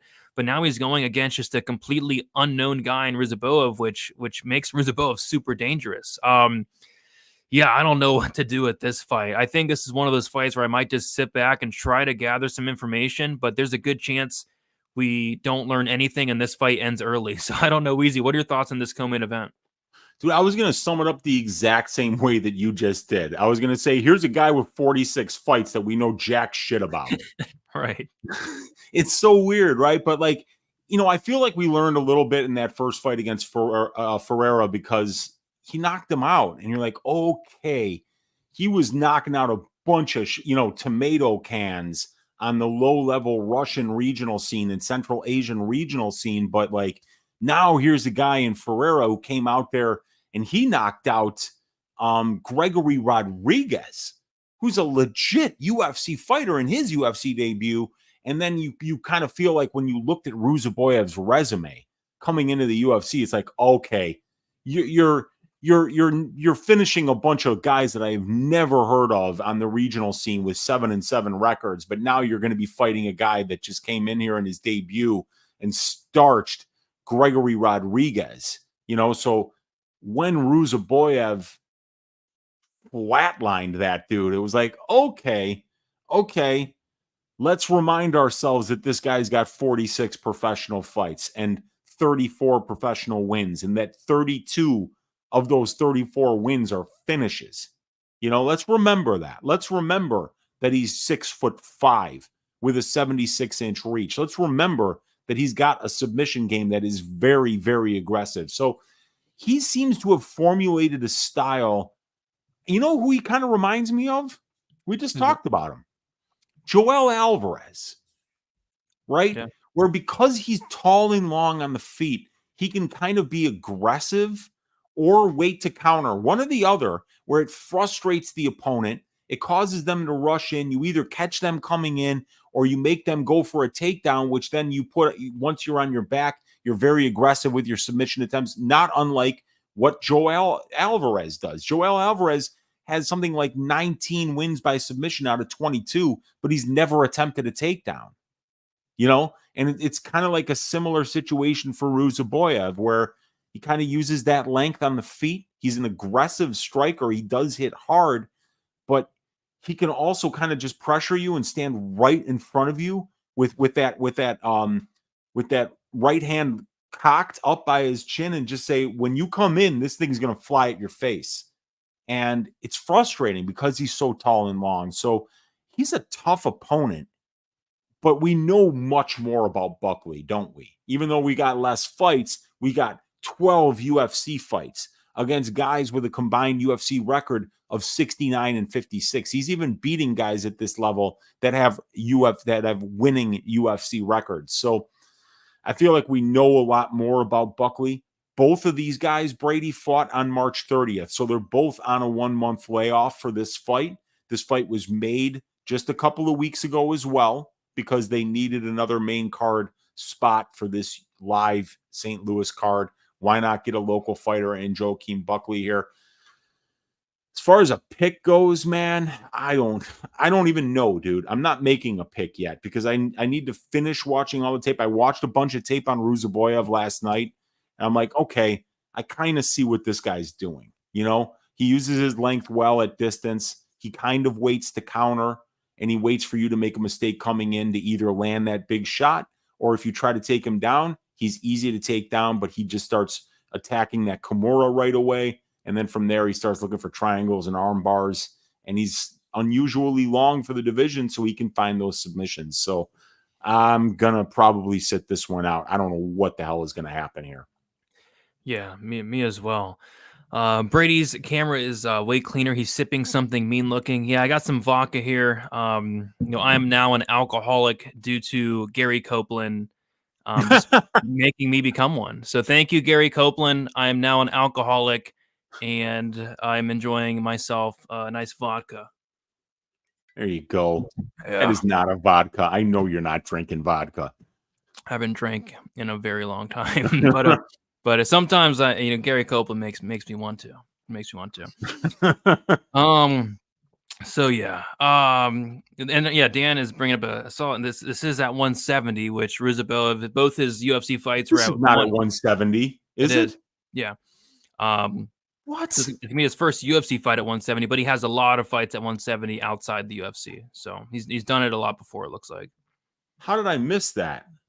Oh, wait, Weezy, he's fought at lightweight before.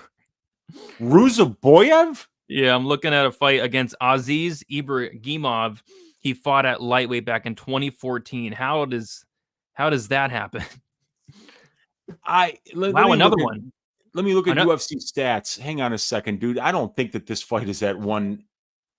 Oh, it is at welterweight. Holy shit. How is he going to make welterweight? He just fought at middleweight on March 30th. He's fought at lightweight before a couple times, it looks like. Wow. I'm shocked. Okay. How does that happen? I mean, he's 6'5".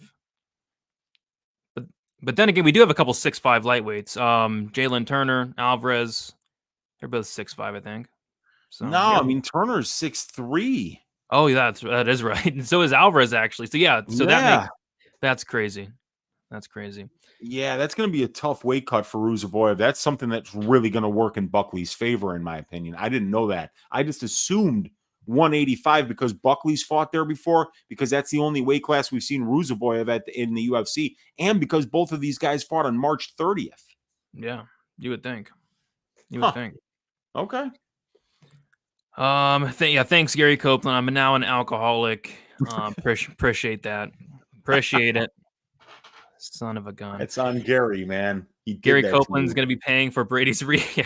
I need some rehab after some of the bad beats I've had in the past. Dude, when I had this is my fault. 100%. I'm not blaming Gary Copeland. It was an ass stoppage, but I lost a max bet on Kennedy and Chekwu versus Dustin Jacoby. And that fight was stopped way too soon. Like he had blocked all the punches on the ground that Copeland stopped. So yeah, he hasn't done me any favors either. So get some help, Gary Copeland. Otherwise, it's just going to be us having to get help as a result of your incompetence stopping fights too soon. Stop it. Get some help and stop. Get out of the goddamn weight room. What are you trying to prove? So what? You're strong. You have to be that strong because you're short. We get it. Stop wearing tight shirts. Get out of the goddamn weight room. You're strong enough already. Work on being better at your job. Yeah, that guy can lift a house, and he's like Dude, yeah, he's like 5'5", and he can lift a house up. a So shout out to house. Gary Copeland. He's Maybe it's strong. a small house, but a house nonetheless. Like lifting up any house is impressive to me, at least. Dude's built like a fire hydrant.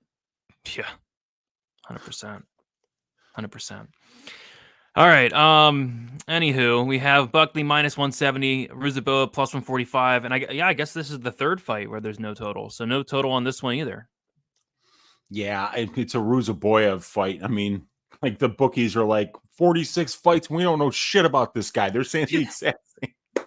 How do we open a line when we got 46 fights and you could only watch 7 of them? You know, and like 6 of those 7 end in the first round, you know, so it's like you just don't know what the hell to think. It's a wild fight. It's an awesome fight. It's just a fight that I don't know if I want to gamble on. I mean, I feel like anything in this fight I feel like we don't know enough. Yeah, it's hard, dude. I was thinking I liked Ruziboev after watching the tape, and then I started watching Buckley, and I'm like, man, I don't know who, you know, I don't know what I like now. Yeah. Yeah. Is he a police officer? I think I heard that he is. Yeah. Okay. Former Alright. wrestler as well, I think. I can see that. Yeah, he'd be a good one. Yeah, 100%. Yeah, the fight is at 170. And yeah, I was looking through Ruziboev's career. He has a lot of welterweight fights. So maybe, yeah, just a ton of welterweight fights, some lightweight fights in there. But he hasn't fought at welterweight since like 20. He hasn't fought at welterweight since 20. He has so many freaking fights, dude. It's like, Yeah. it's since 20. He has so You know many what? I fights. just think, Brady, while you're looking at that, like, I'm 6'2". Since 2021 against Maxim Soroka. Who? Maxim Never heard of Soroka. him. Never heard of him. But like, can you imagine, like, you'd be in the hospital if you were at 170 pounds, right? I was 170 pounds back in 4th grade.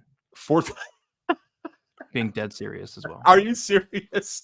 Yeah, because I remember when I was in 7th grade, I was wrestling at like 125 or 130, which was even big back then, you know? So like, yeah, I mean, like if I was, I'm 6'2". If I was at 170 pounds, I'd be in a hospital bed with tubes coming out of me. So I don't know how the fuck Nursulton at 6'5", the guy's got some muscle on his frame. How does he make 170?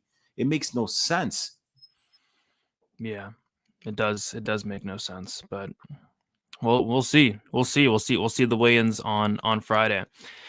All right. Sure, Copeland can lift a house, a dog house, maybe. No, he could lift an actual. I mean, that guy's strong, man. Dude's strong, dude. He does not skip leg day. Like that dude is just yoked. Yeah. 100%.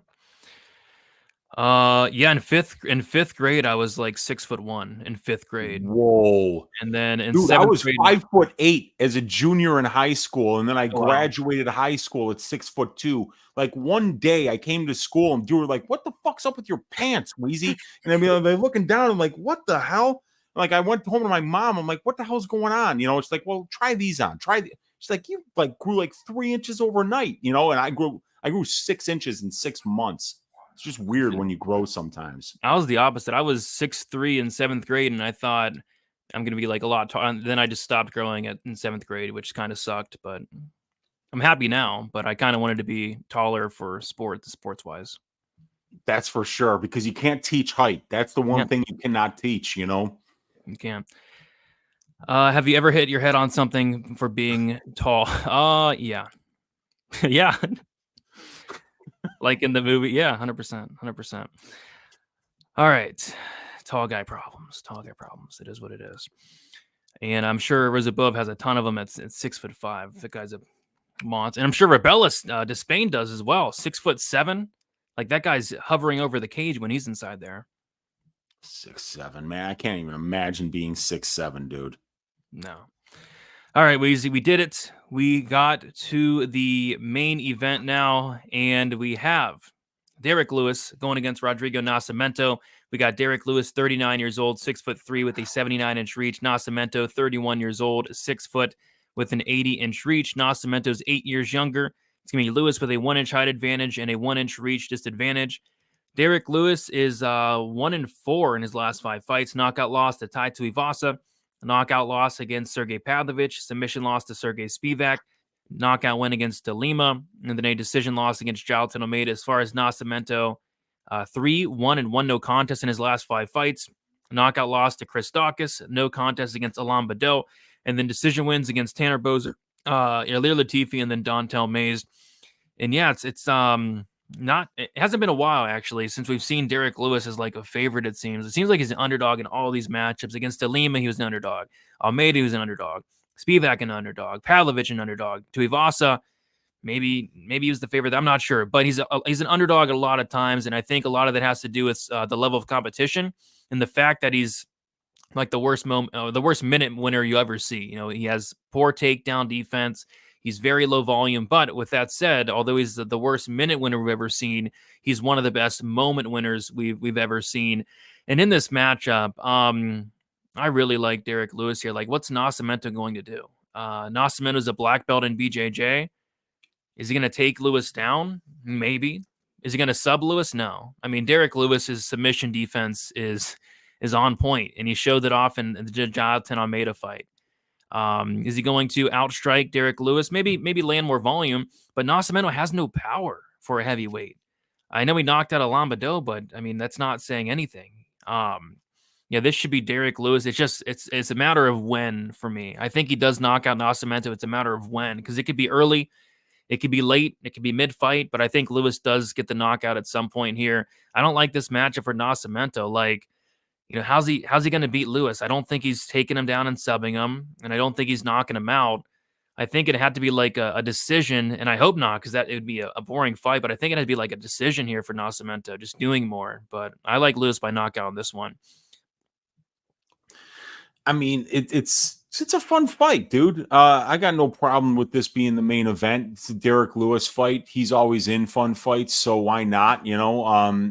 But this is an interesting one because, I mean, like, a lot of people had written off Derrick Lewis. I mean, like, this guy was just a gigantic underdog to Marcos Rogerio de Lima. And I mean, I think Nascimento is right on par with what de Lima is, you know? I think de Lima is a better kickboxer, but I think Nascimento is a better grappler than de Lima. And I think Nascimento does have some takedown upside here. And he's a good boxer in his own right. Derrick Lewis really kind of isn't, you know? I mean, like, Derrick Lewis's distance striking metrics are awful. They're absolutely awful. And you know what's kind of funny? He's got 14 UFC knockouts, but he's only got 9 UFC knockdowns. Isn't that weird? You would think that a guy that has 14 knockouts would have like something like 20 knockdowns. But it's weird, dude. Derrick Lewis has done more with less than just about anybody in the history of this organization. Dude, he's got 18 UFC wins, Brady. 18. You know how fucking hard it is to get 18 UFC wins? That's amazing. Yeah. 14 knockouts.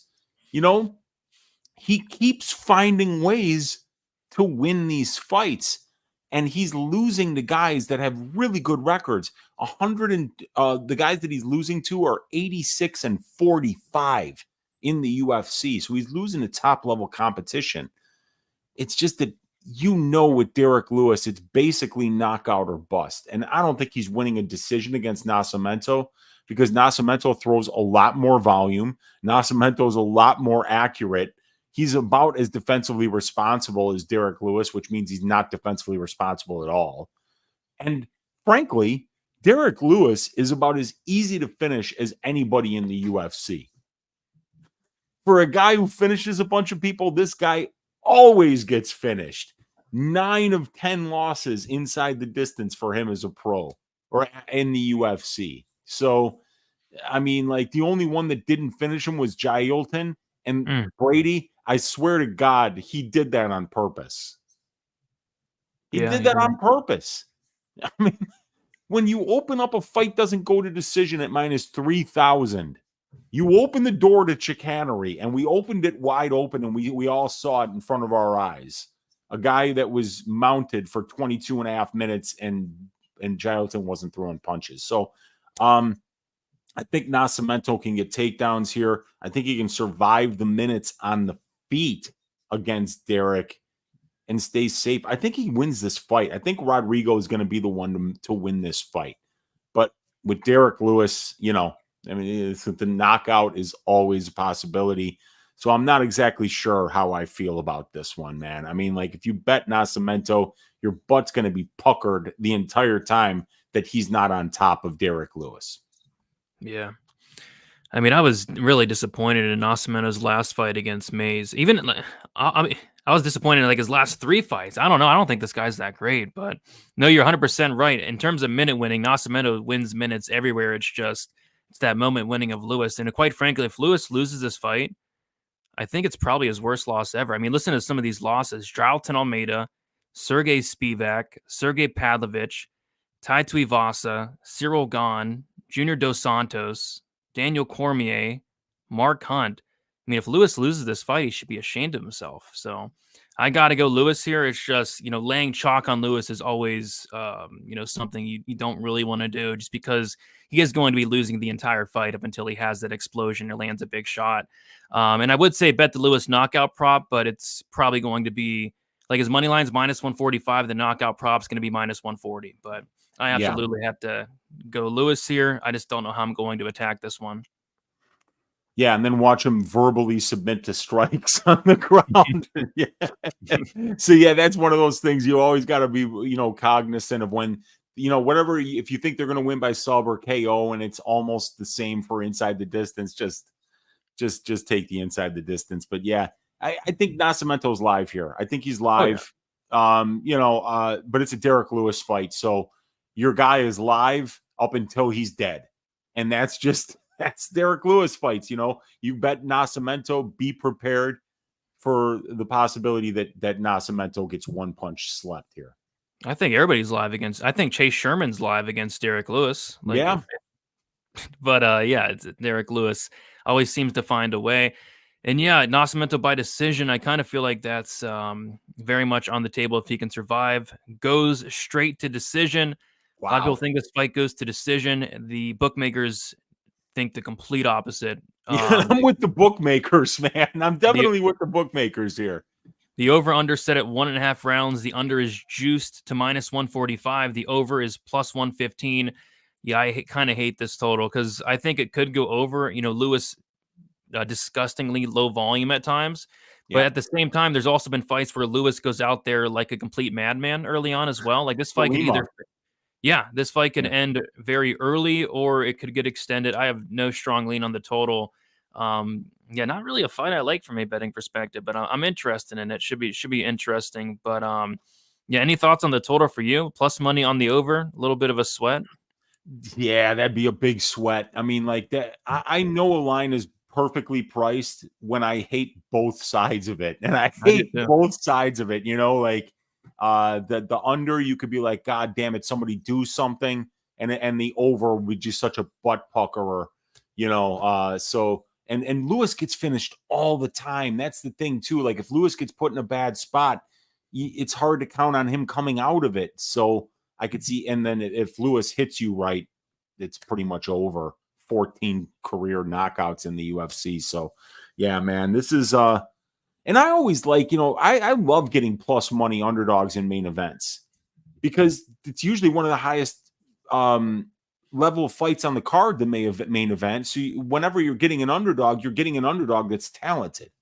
So I think that, this could be a good play for Nascimento here for plus money. Might look like a good play. And then that one big shot happens. But that's a sport, man. My Caio Bahaio over 1.5 rounds was looking really good up until 20 seconds before it hit.